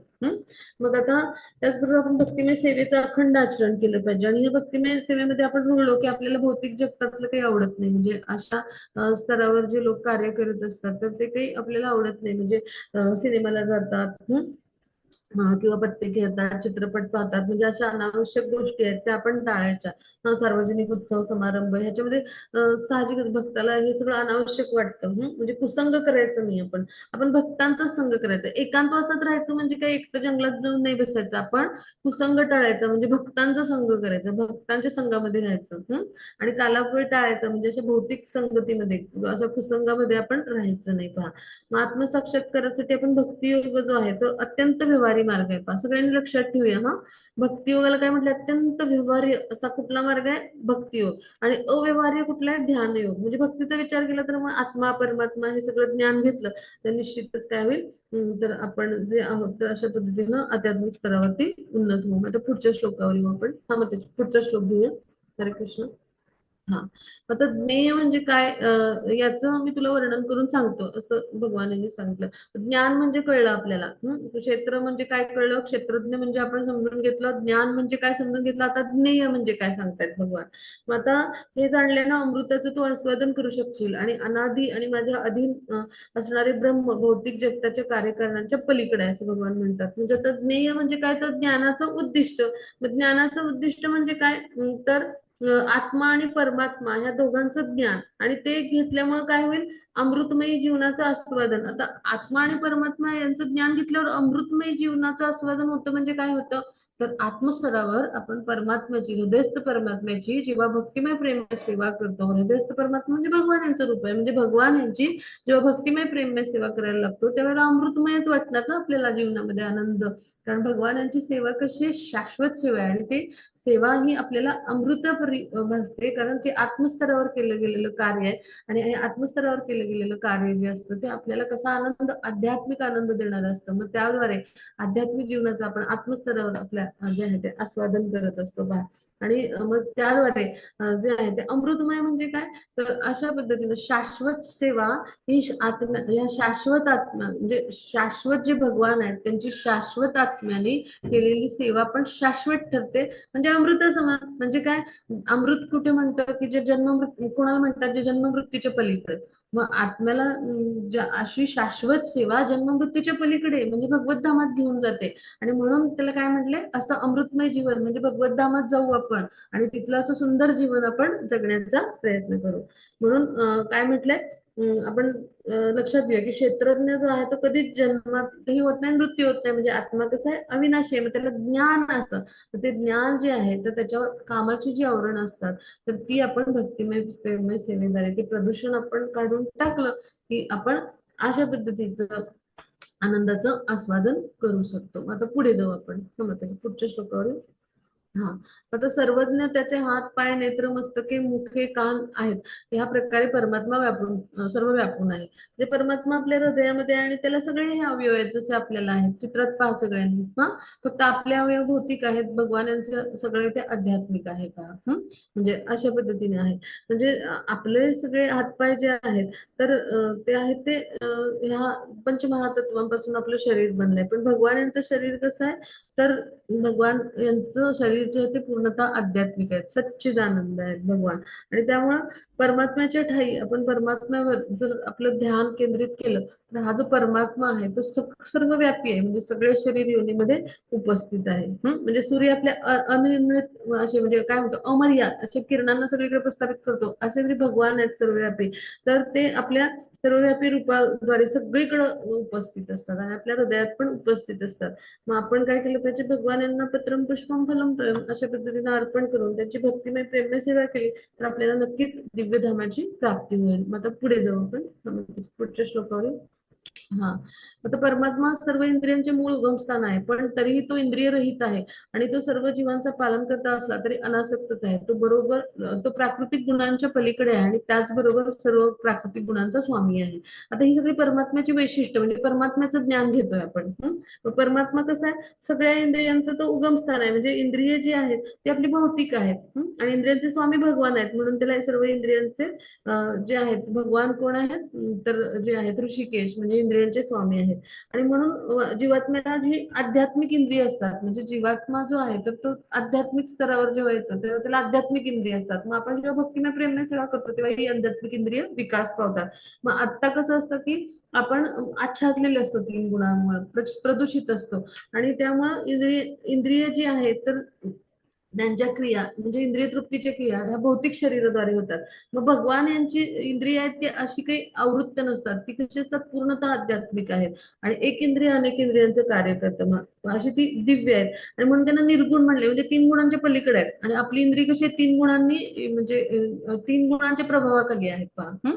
तीन गुणांच्या पलीकडे असे भगवान आहेत. मग यावरून आपल्याला लक्षात येईल की भगवान यांची आच्छादन विरहित इंद्रिय आहेत. मग आपल्यामध्ये आणि भगवान यांच्यामध्ये हाच फरक आहे. भगवान जरी आपले इंद्रियांचे उगमस्थान असले, ऋषिकेश त्यांचे स्वामी असले, तरी भगवान जे आहेत ते ह्या सगळ्यांच्या पलीकडे आहेत. मग हे आपण समजून घेणं आवश्यक आहे. आणि म्हणून भगवान यांना हात पाय नेत्र सगळं असलं तरी भौतिक प्रकृतीमुळे ही इंद्रिय विकृत होत नाहीत, म्हणजे इंद्रिय तृप्ती करत नाहीत भगवान यांची. भौतिक प्रकृतीमध्ये ते मनुष्य शरीर घेऊन आले तरी तर भगवान कसे हे सगळ्याच्या पलीकडे असे एक आध्यात्मिक व्यक्तिमत्व आहेत, सच्चिदानंद. आणि त्यांच्यामध्ये कुठल्याही भौतिक प्रकृतीमध्ये बदल होत नाहीत, त्या सगळ्यांच्या ते पलीकडे आहेत. मग हा भाग आपण समजून घेतला आणि आपल्या हृदयात ते उपस्थित असून आपल्या सगळ्या कर्माचे साक्षी आहेत. मग आपण असं कर्म कधी बदलू शकतो, म्हणजे विचलित नाही होणार आणि भौतिक प्रकृतीमुळे आपण जे आहे तर ते जे आहे ते विकृत आपली इंद्रिय होणार नाही. तर आपण भक्तिमय प्रेममय सेवेद्वारे आपली इंद्रिय जे आहेत ती शुद्ध करून आध्यात्मिक इंद्रिय आपला आत्मा जो आहे तर त्याची ती विकसित होतात सेवेद्वारे आणि त्याद्वारे आपण त्या आध्यात्मिक देहाद्वारे आपण भगवत धामामध्ये प्रवेश करू शकतो. आता पुढे जाऊ आपण. मग आता इथे आपण काय समजून घेतलं की परम सत्य सर्व चराचर प्राणीमात्रांच्या अंतरात आणि बाहेरी आहे. तो सूक्ष्म असल्यामुळे भौतिक इंद्रियांच्या पाहण्याच्या किंवा जाणण्याच्या ग्रहण शक्ती पलीकडे आहे. ते अत्यंत दूर असूनही सर्वांच्या जवळी आहे. म्हणजे आता कसं आहे की आपण वेदांद्वारे जे आहे तर भगवान यांना जाणले तर ते प्रत्येकाच्या हृदयात परमात्मा म्हणून उपस्थित आहेत आणि प्रत्येक अणूच्या अंतरात पण उपस्थित आहेत. इतकं सूक्ष्म असं स्तर आहे. आणि मग भौतिक इंद्रियांच्या म्हणजे आपल्या अपूर्ण इंद्रिय आहेत त्यांनी पाहण्याच्या आणि जाणण्याच्या म्हणजे आपण विचार करून ग्रहण करण्याच्या याच्या पलीकडे आहेत भगवान, अचिंत्य आहेत. आणि म्हणून ते कसे दूर आहेत, म्हणजे आध्यात्मिक जगतामध्ये तिकडे भगवान भगवत धामामध्ये आहेत, पण सर्वांच्या जवळ आहेत, म्हणजे आपल्या हृदयात पण उपस्थित आहेत. मग भगवान यांना जाणण्यासाठी आपली मन आणि इंद्रिय अपूर्ण आहेत. आणि मग भक्तिमय प्रेममय जो सेवा करतो कृष्ण भावनाभावेतून त्याची मन आणि इंद्रिय शुद्ध होतात. मग भक्तिमय प्रेममय सेवा हाच एक उपाय आहे किंवा कृष्ण भावनाभावित कार्य हाच एक उपाय आहे की ज्याद्वारे आपण जे आहे तर आपली इंद्रिय शुद्ध करतो आणि भगवान यांना असं फक्त सतत पाहू शकतो. आणि याचं म्हणजे यासाठी काय उपाय आहे तर भक्ती योगाचं आचरण. मग तरच आपल्याला भक्तिमय प्रेममय सेवेद्वारे भगवान यांना जाणता येईल. मग पुढे जाऊ आपण पुढच्या श्लोकावर. हा, मग परमात्मा सर्व जीवांमध्ये विभक्त झाल्याप्रमाणे वाटला तरी तो कधीच विभक्त झालेला नसतो. तो एकमेव आहे. जरी तो सर्व जीवांचा पालन करता असला तरी तोच सर्वांचा उत्पत्ती करता तसा संहार करता असल्याचे आपण जाणले पाहिजे. म्हणजे काय की भगवान जे आहेत ते परमात्मा म्हणून सगळ्या जीवांमध्ये उपस्थित असतात. म्हणजे तर आपल्याला असं वाटू शकतं म्हणजे की भगवान जे आहेत तर ते एक म्हणजे एकमेव अद्वितीय आहेत. आणि ते आपल्याला विभक्त झालेत का असं भ्रमामुळे वाटतं. आपण मायेमध्ये भ्रमामध्ये असतो. आपल्याला भगवान भगवानांची उपस्थिती जाणवत नाही, कारण आपली हृदय प्रदूषित असतात कामाच्या आवरणामुळे. पण आपण त्याच्यासाठी उदाहरण घेऊ की आपल्याला म्हणजे आपल्याला माध्यान्ह सूर्य जो आहे तर तो नेमका कुठे आहे आकाशात कळत नाही, पण त्याचबरोबर सगळीकडे प्रकाश पसरलेला असतो त्याचा, हो की नाही? मग तसं आहे, सूर्य डोक्यावर तळपत असला तर आपल्याला दिसणार नाही आकाशात, पण याचा अर्थ सूर्य नाही असा होत नाही, हो की नाही? तर दिवस आहे आणि त्याचा आपल्याला उष्मा जाणवतोय आणि त्याच्यावरून आपण सहज जाणव की सूर्य आहे आकाशात, मग तसंच असतं. तर भगवान जे आहेत तर ते कसे अविभक्त आहेत, म्हणजे त्यांचं विभाजन नाही होऊ शकत. हा, आणि त्यामुळे आपल्याला ते विभाजित झाल्यासारखे वाटतात का, तर प्रत्येक अणूच्या अंतरात ते आहेत म्हणून आपल्याला वाटतं भगवान यांचं विभाजन झालंय का, तर बिलकुल नाही. तर भगवान हे कधीच विभाजित होऊ शकत नाही. मग यासाठी आपण सूर्याचं उदाहरण म्हणजे त्याच्यावरनं समजू शकतो. म्हणजे एकच सूर्य सगळ्यांना प्रकाश देत असतो, पण अमेरिकेतल्यांना वाटेल आमच्या इकडचा सूर्य वेगळा आहे, भारतातल्यांना म्हणजे विभाजन झाल्यासारखं भासतं, पण ते विभाजन नसतं. मग ह्याच्यावरून आपण समजून घेतलं. मग आता सृष्टीच्या म्हणजे जी आहे म्हणजे उत्पत्ती, स्थिती, लय या तीन स्थिती आहेत. तर ह्या प्रत्येक वेळी जो जीव आहे तर तो भगवान यांच्यावरतीच विसंबून असतो. म्हणजे सृष्टीची उत्पत्ती होते तेव्हा भगवान गर्भस्थ करतात जीवात्मा, त्याचा विकास होतो सृष्टीमध्ये, आणि प्रलयकारी काय होतं, पुन्हा सर्वांचा संहार होतो, तेव्हा भगवान यांच्याच आश्रयाला जीवात्मा जातो. आणि त्यामुळे सगळं काही भगवानच आहेत, आपले पालन करता, उत्पत्ती करता आणि संहार करता. मग आता पुढे जाऊ आपण पुढच्या श्लोकावर. हा, तर सर्व प्रकाशमान वस्तूमधील प्रकाशाचे उगम तो आहे, भौतिक अंधाराच्या अतीत आणि अव्यक्त आहे, तो ज्ञान आहे, तो ज्ञेय आहे आणि तो ज्ञानाचे ध्येय सुद्धा आहे, आणि तो सर्वांच्या हृदयात स्थित आहे. आता पहा, सगळ्या प्रकाशमान वस्तूमधील उगमाचं ठिकाण म्हणजे आता जे सूर्य, चंद्र, नक्षत्र आहेत, मग ह्यांना प्रकाश कोण मिळतो, कुणाकडून मिळतो, तर ह्या सगळ्यांना ग्रह, तारे, नक्षत्र यांना सूर्याकडून मिळतो प्रकाश. सूर्याला कुठून प्रकाश येतो? ब्रह्मज्योतीतून. ब्रह्मज्योती म्हणजे काय? भगवानांच्या शरीरातून प्रसारित होणारं तेज. मग आता वेगवेगळे जे आध्यात्मिक जगत आहेत तर तिथं भगवानांच्या तेजामुळे ते कसे असतात? स्वप्रकाशित असतात. आपल्याला कसं विद्युत शक्तीवर अवलंबून राहावं लागतं, भगवान म्हणजे यांच्या जगतामध्ये असं काही म्हणजे विद्युत शक्ती, चंद्र, सूर्यांची आवश्यकता नाही. स्वप्रकाशित धाम आहेत, आणि हे आध्यात्मिक धाम जे आहेत ते आपल्या भौतिक जगतापासून खूप दूर आहेत. म्हणजे वेदामध्ये याचं वर्णन केलंय. आणि मग असे जे आहेत तर ते जे आहेत त्यांच्या 1/4 भौतिक जगत आहे आणि 3/4 ते जे आहे ते आध्यात्मिक जगत आहे. मग भगवान यांचं ज्ञान कसं दिव्य आहे, म्हणजे भौतिक अंधाराच्या अतीत असं अव्यक्त जगत आहे ते आध्यात्मिक जगत, दूर आहे. मग आता आपल्याला भगवान यांना जाणणं हेच आपलं ज्ञान आहे, आणि आपल्या ज्ञानाचं उद्दिष्ट काय? भगवत प्राप्ती करणं, भगवान यांना जाणणं, भगवत प्राप्ती करणं आणि भगवत प्रेम प्राप्त करणं किंवा भगवत प्रेम प्राप्त करणं. आणि ज्ञानाचं ध्येय सुद्धा भगवानच आहेत, आणि ते कुठे आहेत? तर आपल्या हृदयामध्ये उपस्थित आहेत. मग हृदयात ते नियंता म्हणून उपस्थित आहेत असं आपण म्हणू शकतो. आणि मग त्यामुळे भगवानांची उपस्थिती ह्याद्वारे आपण समजू शकतो. मग आता पुढे जाऊ आपण पुढच्या श्लोकावर. हा, मग याप्रमाणे देह म्हणजे क्षेत्र, ज्ञान आणि ज्ञेय याचं वर्णन मी तुला सांगितलं. केवळ माझे भक्तच हे पूर्णपणे जाणून माझ्या स्वभावाला प्राप्त होऊ शकतो. मग आता देह म्हणजे क्षेत्र जे आहे तर ह्याचं वर्णन आपण समजून घेतलं. मग ज्ञान म्हणजे समजून घेतलं, आणि ज्ञेय म्हणजे ज्ञानाचा उद्देश समजून घेतला. मग आता ज्ञान म्हणजे ज्ञाता, ज्ञेय आणि ज्ञानमार्ग या तिघांच्या एकत्रीकरणाला ज्ञान घेणारा ज्ञाता. त्यानंतर ज्ञेय म्हणजे ज्ञानाचा उद्देश म्हणजे कृष्ण प्राप्ती करणं, ज्ञाता म्हणजे जीवात्मा जो ज्ञान घेत असतो तो, आणि ज्ञान मार्ग म्हणजे ते ज्ञानाचा जो मार्ग दिलाय त्यानुसार आध्यात्मिक गुरूंच्या मार्गदर्शनावर भक्तिमय, प्रेममय सेवा करणं. मग हे जेव्हा एकत्र येतं तिन्ही, त्याला म्हणायचं विज्ञान, म्हणजे प्रत्यक्ष आचरणाच्या स्तरावर जे आपण आणतो ते. मग असं जे विज्ञान आहे ते भगवानांचा जो परिपूर्ण भक्त आहे तो अनन्य भावाने, मनात किंतु परंतु न ठेवता भगवानांच्या ज्ञानाविषयी स्थित असलेला तो ज्ञाता असतो भक्त म्हणजे. आणि तो ज्ञेय म्हणजे भगवान यांना जाणून भगवत प्राप्ती किंवा भगवत प्रेम प्राप्त करण्याचे प्रयत्न ज्ञान मार्गाने म्हणजे आध्यात्मिक गुरूंच्या मार्गदर्शनाखाली करतो. मग ह्यालाच म्हणायचं विज्ञान. आता पुढे जाऊ आपण. हा, मग पुढच्या श्लोकावर. हा, मग पुढच्या श्लोकावर. हरे कृष्ण. हा, आता प्रकृती आणि पुरुष ह्या विषयात आपण समजून घेणार आहोत. म्हणजे भौतिक प्रकृती आणि जीव हे दोन्ही अनादी असल्याचे जाण, त्यांचे विकार आणि त्रिगुण हे भौतिक प्रकृतीपासून उत्पन्न होतात. आता हे आपण ज्ञान घेणार, ते चित्रात पहा. म्हणजे भौतिक प्रकृती पण अनादी आहे. भगवान यांची निर्मिती आहे. ती उत्पन्न होते, नष्ट होते, पण ती कशी शाश्वत आहे, अनादी काळापासून आहे.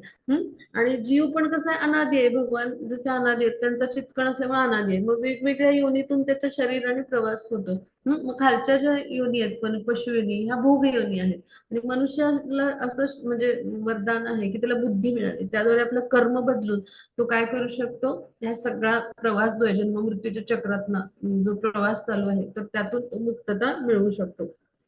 मग आता शरीर कार्यक्षेत्र आहे, तर ते कशापासून बनलंय, भौतिक प्रकृतीनं आपल्याला हे शरीर दिलं. आपण जेव्हा भौतिक प्रकृतीशी जीवात्म्याचा संग झाला, मग आपलं पूर्वकर्म होतं, त्यानुसार आपल्याला कुणाला वाघाचं शरीर मिळालं, कुणाला देवतेचं मिळालं, कुणाला मनुष्याचं मिळालं, असं घडलं. जे असेल ते शरीर मिळालं. मग आता ह्या शरीरामध्ये आत्मा जो आहे आणि परमात्मा हे परमक्षेत्रज्ञ दोन्ही उपस्थित आहे. मग आता शरीर कार्यक्षेत्र आहे. मग आता देह कुणी धारण केला, तर आपल्या आत्म्याने. मग देहाच्या कार्याचा उपभोग घेणारा कोण आहे, आपला जो आहे आत्मा आहे. आणि त्याचबरोबर भगवान जे आहेत, तर ते कोण आहेत, परमात्मा म्हणजे परमात्मा.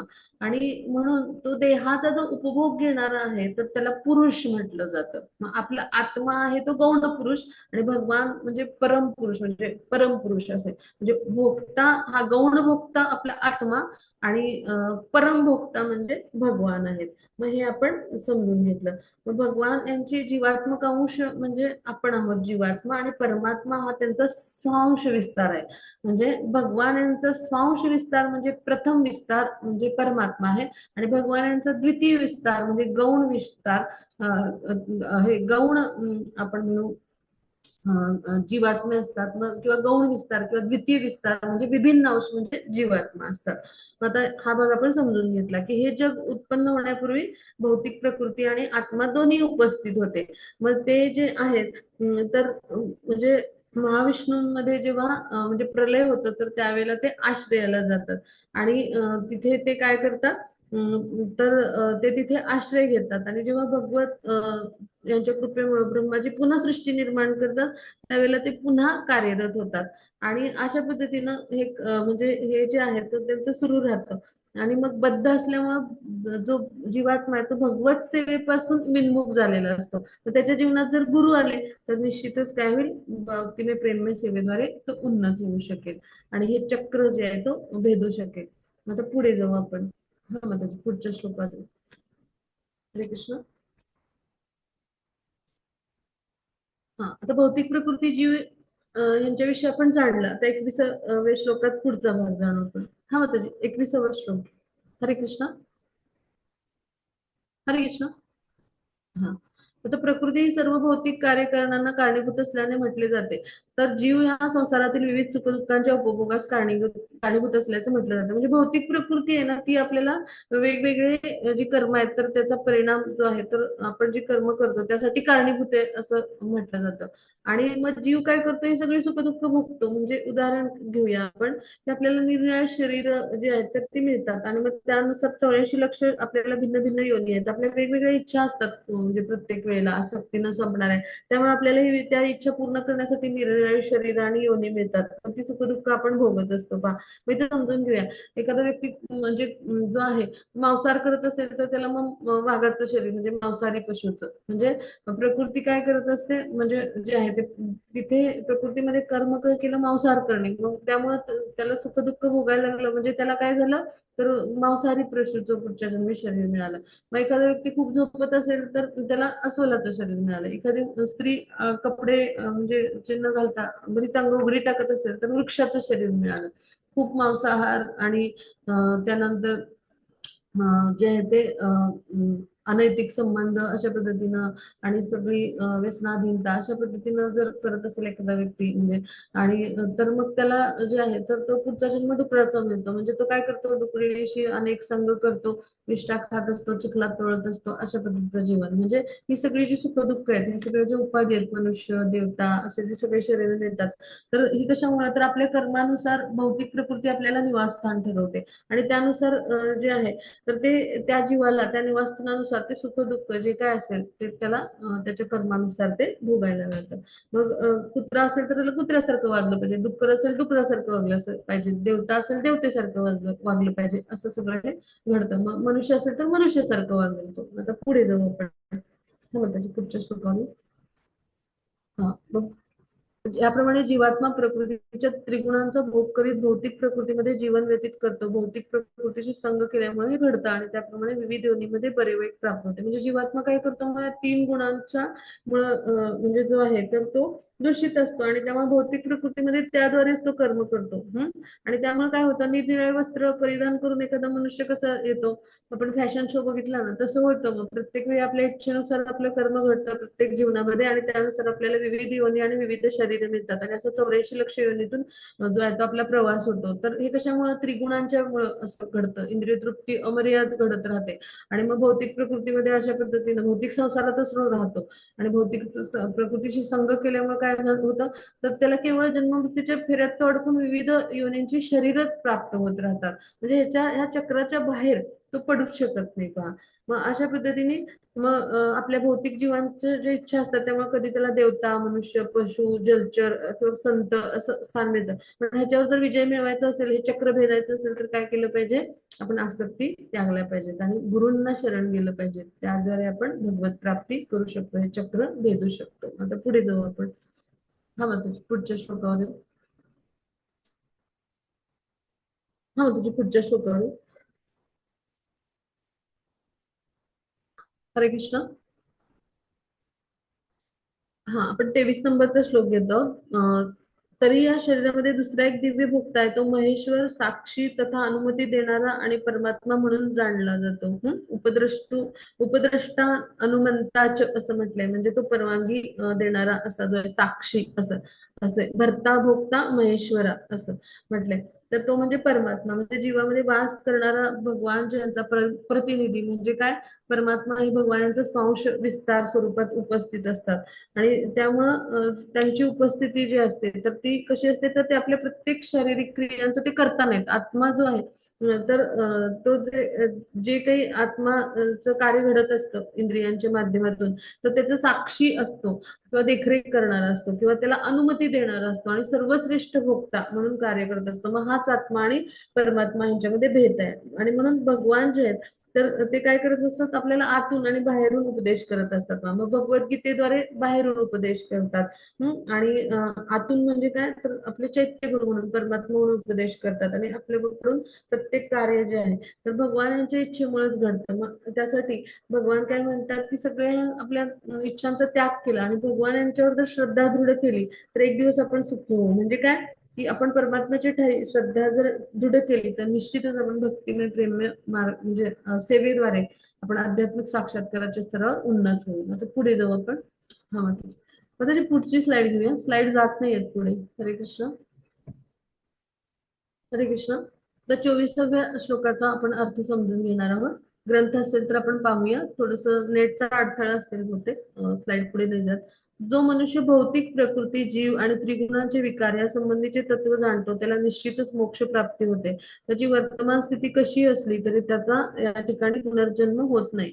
म्हणजे भौतिक प्रकृती जी आहे, परमात्मा, जीवात्मा यांचा परस्पर संबंध काय आहे हे जेव्हा जाणतो मनुष्य, तर त्याला मोक्ष प्राप्ती होते असं म्हटलंय. म्हणजे तो आध्यात्मिक सेवा करायला पात्र होतो. म्हणजे आध्यात्मिक जगात जर प्रवेश केला तर त्याला मग पुन्हा भौतिक जगतात यावं लागत नाही. मग हा जो परिणाम आहे ज्ञानाचा, म्हणजे आपल्याला ज्ञान असं मिळालं पाहिजे की ते विज्ञानामध्ये कन्वर्ट झालं पाहिजे, परिणिती विज्ञानामध्ये झाली पाहिजे आणि त्याद्वारे आपण आध्यात्मिक सेवेद्वारे आपण या भौतिक जगतामध्ये पुन्हा परतून येणार नाही, हा ज्ञानाचा परिणाम दिसला पाहिजे. मग हेच आपल्याला करायचंय.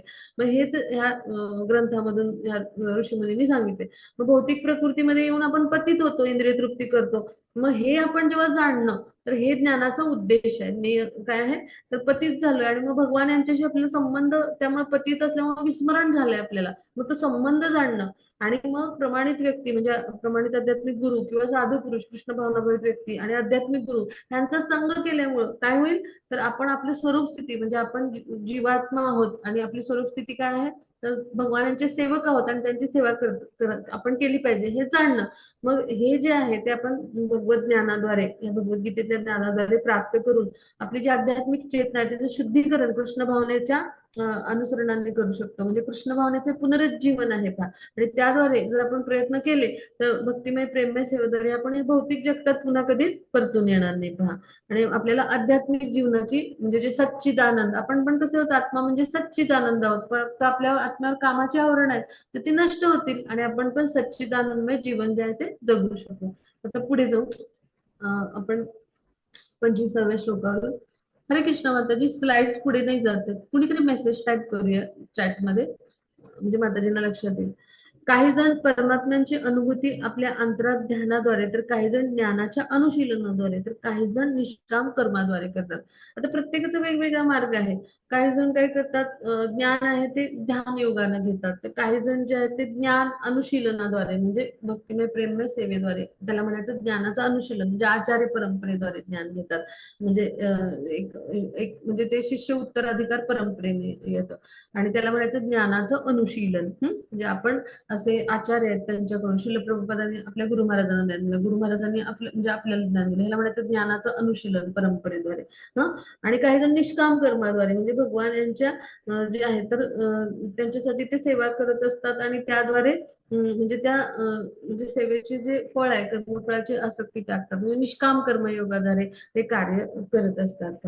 मग याद्वारे काय करतो आपण, चेतना शुद्ध करतो. ध्यानाद्वारे परमात्म्याचा शोध कशासाठी घेतात, चेतना शुद्धीसाठी. मग निष्काम कर्माद्वारे पण काय होतं, चेतना शुद्धच होत असते. आणि ज्ञानाचं अनुशीलन केल्यामुळे काय होत असतं, आपण भक्तीच्या स्तरावर येतो, विज्ञानाच्या स्तरावर येतो ज्ञानाच्या अनुशीलनामुळे. आणि त्यामुळे भक्तिमय प्रेममय सेवेद्वारे आपण चेतनेचं शुद्धीकरण करून जे आहे ते भगवत प्राप्ती करू शकतो. आता 26वा श्लोक जो आहे तो समजून घेऊ आपण, की आध्यात्मिक ज्ञानामध्ये निष्णात नसूनही इतरांकडून परमपुरुषा संबंधी ऐकून त्यांची उपासना करण्यास प्रारंभ करणारे अन्य काही जण आहेत. प्रमाणित आध्यात्मिक प्रमाणित व्यक्तींकडून ऐकण्याच्या त्यांच्या प्रवृत्तीमध्ये ते सुद्धा जन्म मृत्यू चा मार्ग पार करतात.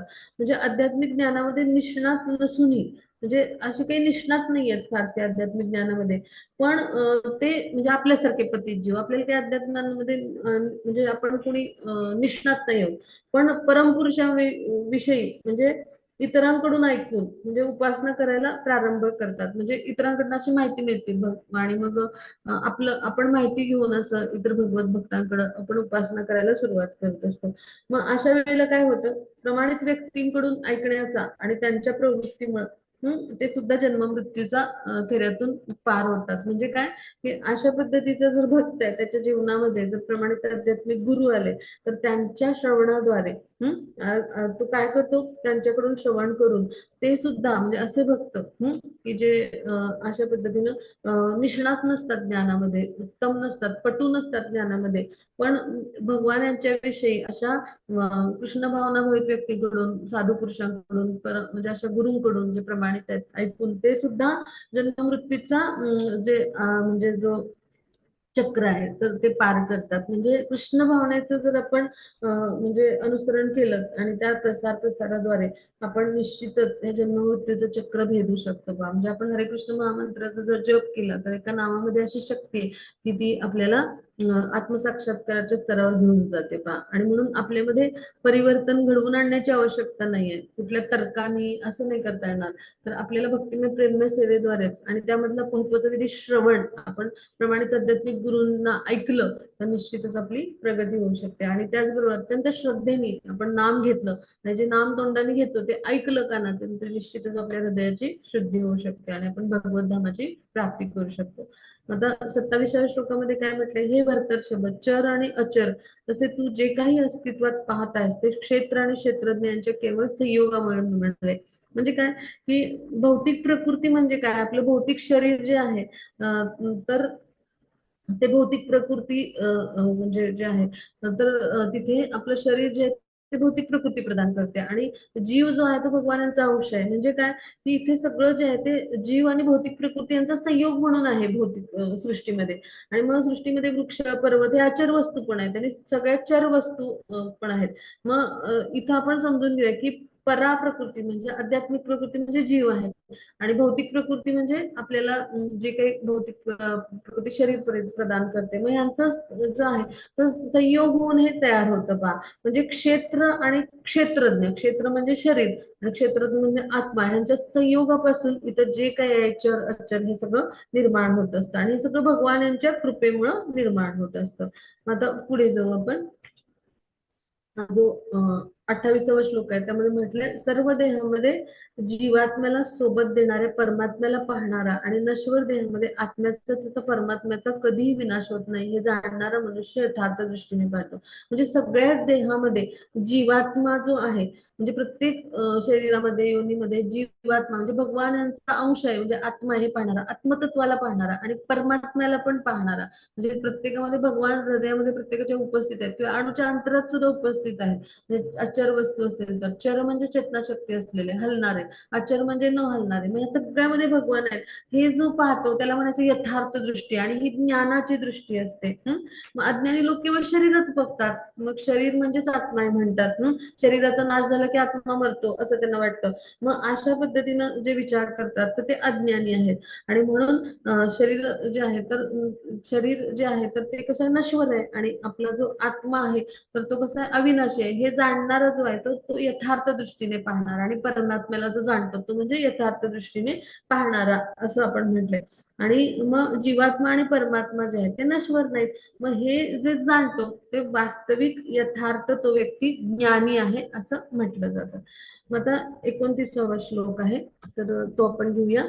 जो मनुष्य सर्व जीवांमध्ये परमात्म्याला समान रूपाने उपस्थित असल्याचे पाहतो तो मनामुळे स्वतःची अधोगती होऊ देत नाही, याप्रमाणे परमगतीला प्राप्त होतो. म्हणजे सगळ्या जीवांमध्ये परमात्मा सगळीकडे उपस्थित आहे, मग त्याची उपस्थिती जो पाहतो आणि त्यामुळे काय होतं की भगवान जे आहेत तर ते प्रत्येक सजीव व्यक्तीमध्ये आपण जर पाहिलं तर आपलं पतन नाही होणार, कारण आपल्याला समजेल त्याद्वारे की प्रत्येकामध्ये भगवत तत्व आहे. आणि त्यामुळे आपण आध्यात्मिक स्तरावर उन्नती करू. आपण त्यांना शरीर म्हणून पाहणार नाही, त्यांच्या प्रत्येकामध्ये आपण भगवान यांना पाहू आणि प्रत्येकामध्ये आत्मतत्व भगवान यांच्या अंशाला पाहू. आणि त्यामुळे परमात्म्यावर आपण मन एकाग्र केलं तर आपण आध्यात्मिक ज्ञानामध्ये प्रगती करू. मग आता भौतिक प्रकृतीद्वारे निर्मित शरीरच सर्व कर्मे करते आणि आत्मा अकर्ता असतो हे वास्तव पाहू शकणारा मनुष्य यथार्थ रूपाने पाहतो. म्हणजे काय की भौतिक प्रकृतीद्वारे शरीरच कर्म करतात, आपली इंद्रियच कर्म करतात, आणि आत्मा अकर्ता असतो, कुठलंच कर्म करत नाही. मग तो फक्त त्याचे परिणाम भोगतो, म्हणजे शरीर कर्म करतं, शरीराची इंद्रिय. मग हे ज्याला कळतं त्याला म्हणायचं यथार्थ दृष्टी. मग आपण वास्तविक आपलं जे म्हणजे वर्तमान काळातलं जीवन आहे तर इथे आपण म्हणजे जे आहे तर आपल्याला जो देह दिलाय तर त्याद्वारे इच्छेद्वारे आपण काम करत असतो, आपल्या प्रत्येक म्हणजे जी इच्छा आहे त्याद्वारे. मग हे शरीराला म्हणजे शरीररूपी यंत्रच आहे आणि आत्मा त्याचा चालक आहे. पण हे जे आहे म्हणजे आपलं कार्य आहे ते आपण भगवान यांच्याशी असलेलं नातं आपलं ओळखून आपण आत्म्याचं जर कर्म बदललं तर निश्चितच आपण ह्या वर्तमान जीवनामध्येच आध्यात्मिक देहाची प्राप्ती करू शकतो. पण आता पुढे जाऊ आपण 31व्या श्लोकावर येऊ. जेव्हा विवेकी मनुष्य निरनिराळ्या भौतिक शरीरामुळे होणारे पृथक स्वरूप पाहण्याचे थांबवतो आणि जीवांचा स्वतंत्र सर्वत्र कसा विस्तार झालाय हे पाहतो तेव्हा त्याला ब्रह्माची प्राप्ती होते. हरे कृष्ण माताजी, माझा आवाज ऐकू येतोय कुमुद माताजी? हरे कृष्ण. हरे कृष्ण. हरे कृष्ण. माताजी 31व्या श्लोकावर या. स्लाइड्स पुढे जात नव्हत्या माताजी. 31व्या श्लोकावर या. हरे कृष्ण. 31व्या श्लोकावर 31. जेव्हा विवेकी मनुष्य निरनिराळ्या भौतिक शरीरामध्ये होणारे पृथक स्वरूप पाहण्याचे थांबवतो आणि जीवांचा सर्वत्र कसा विस्तार झाला हे पाहतो तेव्हा ब्रह्माची प्राप्ती होते. म्हणजे विवेकी मनुष्य म्हणजे कोण की ज्याला समजतं की सगळ्या म्हणजे जो सगळी जी भौतिक शरीर आहेत तर ती म्हणजे आपल्या इच्छांचाच परिणाम आहे वेगवेगळ्या. मग त्याला जेव्हा हे समजतं तर त्यावेळेला मग तो जे आहे तर आपल्याला देह म्हणून पाहण्याचं टाळतो आणि प्रत्येकामध्ये आत्मतत्व पाहतो. म्हणजे कुत्रा असेल, मांजर असेल, कुठली योनी असेल तर त्याच्यामध्ये भगवान यांचं आत्मतत्व म्हणजे आपण जीवात्मक अंश आहोत, आत्म्याला पाहतो आणि त्याचबरोबर परमात्म्याला पण तो पाहतो. म्हणजे तो शरीर म्हणून पाहण्याचं थांबवतो आणि मग त्यामुळे त्याला ब्रह्माची प्राप्ती होते. म्हणजे आत्मसाक्षात्काराच्या पहिला स्तर आहे तर तिथे येतो. म्हणजे शरीराच्या विनाशानंतर आत्माच असतो हे त्याला समजतं. म्हणजे आत्मा जो आहे तो देह बदलत असतो आणि हे जेव्हा त्याला समजतं तेव्हा तो कृष्ण भावनेमध्ये विकास करू शकतो पहा. आणि त्यामुळे प्रत्येकामध्ये आत्मतत्व तर पाहतोच आणि प्रत्येक देहामध्ये परमात्मा जेव्हा पाहायला लागतो तेव्हा त्याचा विकास होऊ शकतो. मग आता 32व्या श्लोकावर माताजी. हरे कृष्ण. हा. अनादित्वाच्या दृष्टीने युक्त असणारे पुरुष पाहू शकतात की अव्ययी आत्मा हा दिव्य शाश्वत त्रिगुणातीत आहे. हे अर्जुना भौतिक शरीराच्या संपर्कात असून देखील आत्मा काही करतही नाही किंवा कोणत्या गोष्टीमुळे लिप्त होत नाही. आता याचा अर्थ समजून घेऊया की भौतिक शरीराचा जन्म म्हणजे आपल्याला भौतिक शरीर जो आहे तो माता पित्याच्या संयोगामुळे मिळतो. मग त्यावेळेला आपल्याला वाटतं आपला जन्म झाला पण त्या आत्म्याला शरीर मिळालेलं असतं आणि आत्मा कसं आहे शाश्वत आहे, अजन्म आहे, त्याला जन्म मृत्यू काही नाहीये. आणि त्यामुळे प्रकृती जी आपल्याला शरीर देते तर त्यामध्ये आपला आत्मा असतो तो दिव्यच असतो भगवान यांच्यासारखा आणि शाश्वतच आहे.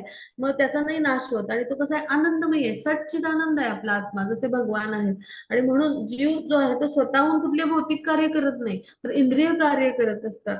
भौतिक देहाच्या संपर्कात असल्यामुळे काय होतं ती इंद्रिय कार्य करतात, क्षेत्रामधली जी म्हणजे शरीरातली इंद्रिय कार्य करत असतात आणि त्याचे परिणाम आत्मा भोगतो. आणि मग त्यामुळे काय होतं देहाशी त्याचा संपर्क झाला, आत्म्याला देह मिळाला, त्यामुळं ही जी कर्म आहेत तर ती त्याला लिप्त करू शकत नाहीत. म्हणजे आपण लक्षात घेऊया की त्या कर्मामुळं म्हणजे ती जी कर्म आहे तर ती आत्म्याला गुंतवून नाही ठेवू शकत. पण काय होतं ती आवरण आणि अशुद्ध असल्यामुळे त्या आत्म्याचा भ्रम होतो की मीच म्हणजे शरीर आहे. अशा पद्धतीनं आपण बंधनात अडकतो पण लिप्त आपण होऊ शकत नाही. म्हणजे ती जी आहेत कर्म जी आहेत तर त्यामध्ये आत्मा कधी गुंतून पडत नाही पण त्याला भ्रम होतो की मी म्हणजे शरीर आहे, मीच हे कर्म करतोय. पण ही सगळी कर्म जी असतात ती इंद्रिय करत असतात आणि त्यामुळे कर्मबंधनात म्हणजे शरीर करत असतं आणि कर्मबंधनात अडकत असतं.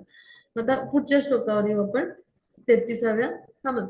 आकाश सर्वव्यापी असूनही आपल्या सूक्ष्मत्वामुळे कोणत्याही वस्तूमध्ये लिप्त होत नाही त्याप्रमाणे ब्रह्मदृष्टीमध्ये स्थित झालेला आत्मा शरीरामध्ये लिप्त होत नाही. म्हणजे पहा आकाश कसं आहे सर्वव्यापी आहे. आणि त्यामुळं काय की ते जे आहे तर आपल्या सूक्ष्मत्वामुळे कोणत्याही वस्तूमध्ये लिप्त होत नाही. मग हे उदाहरण म्हणजे आपण घेऊया.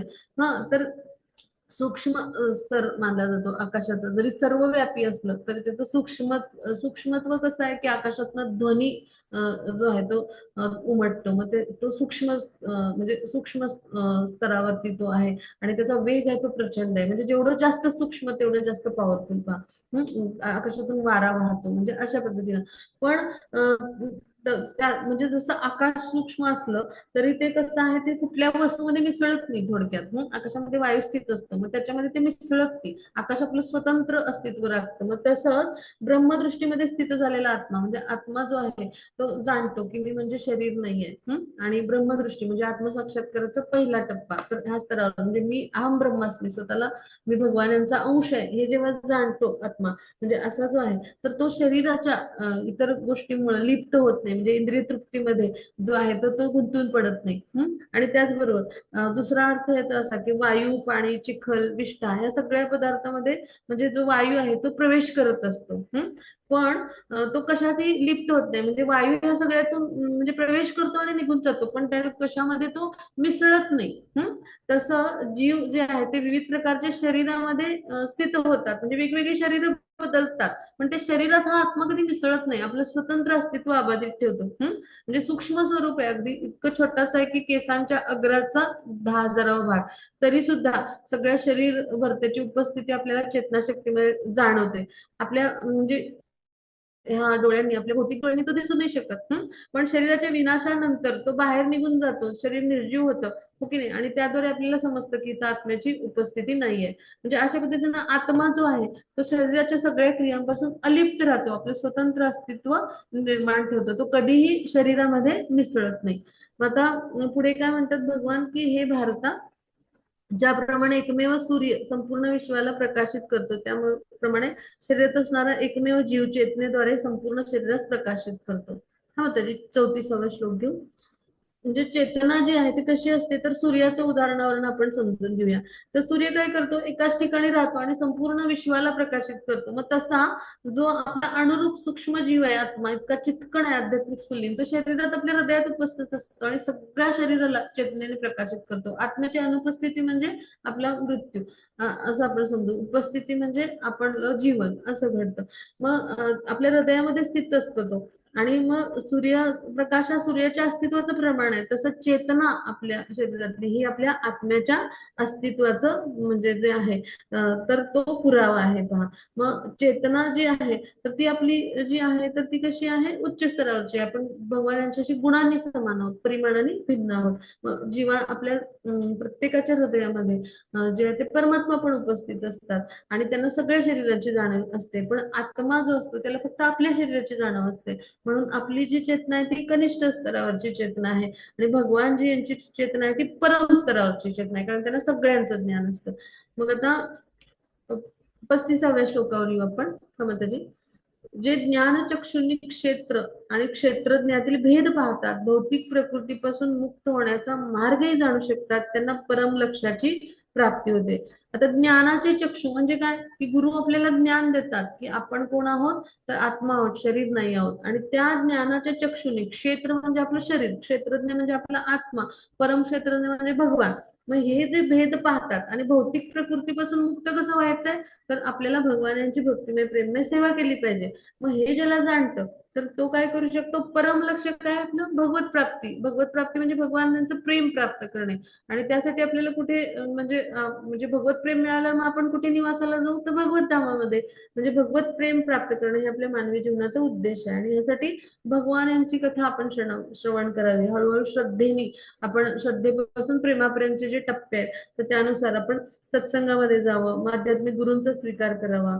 मग गुरु काय करतात, आपल्याला दीक्षित करतात. मग त्यांच्याकडून ज्ञान घेऊन आपण काय करू, आपण या देहात्मबुद्धीतून स्वतःला बाहेर काढलं पाहिजे. मी शरीर नसून आत्मा आहे आणि माझं कार्य काय, आत्मस्तरावर कार्य करणं म्हणजे भगवानांची सेवा करणं. भगवानांचा मी शाश्वत सेवक आहे आणि मग माझं कार्य काय आहे, भक्तिमय प्रेममय सेवा करणं. जसं अर्जुनाला उपदेश दिला श्रीकृष्णांनी. आणि सगळ्या म्हणजे संकल्पनातून मुक्त होऊन भगवत सेवा म्हणून तो युद्ध लढ, कृष्णांच्या संतुष्टीसाठी युद्ध लढ सांगितलं. मग अशा पद्धतीनं कार्य करणं म्हणजे परम लक्ष्याची प्राप्ती म्हणजे करण्याचे प्रयत्न करणं. आणि भौतिक प्रकृतीपासून मुक्त व्हायचा मार्ग काय आहे, तर हाच मार्ग आहे की भक्तिमय प्रेममय सेवा जे आहे ते प्रमाणित आध्यात्मिक गुरूंच्या मार्गदर्शनाखाली करणं. मग याद्वारे जो अशा पद्धतीने ज्ञान घेतो, तो ज्ञानाचे चक्षु त्याला मिळालेले असतात गुरूंपासून. आणि ते ज्ञान चक्षुनी हा भेद जो पाहतो तो निश्चित परमलक्ष्याची प्राप्ती करतो. परमलक्ष्य काय आपलं, कृष्ण प्रेम प्राप्त करणं, म्हणजेच आपल्याला भगवत धामाची प्राप्ती आपोआपच होते. मग इथे आपला अध्याय संपला. कोणाला काही शंका असेल तर विचारूया. हरे कृष्ण. हा, मग त्याची मला होस्ट करून तुम्ही लेफ्ट झालात तरी चालेल. हरे कृष्ण. आज आपण एक 10-15 मिनिटं जास्त घेतली थोडी, कारण ह्या थोड्या संज्ञा समजायला अवघड आहेत. अजूनही कुणाला काही समजलं नसेल तर विचारूया. हरे कृष्ण. मध्ये रेकॉर्डिंग स्टॉप केलं तरी चालेल. हरे कृष्ण.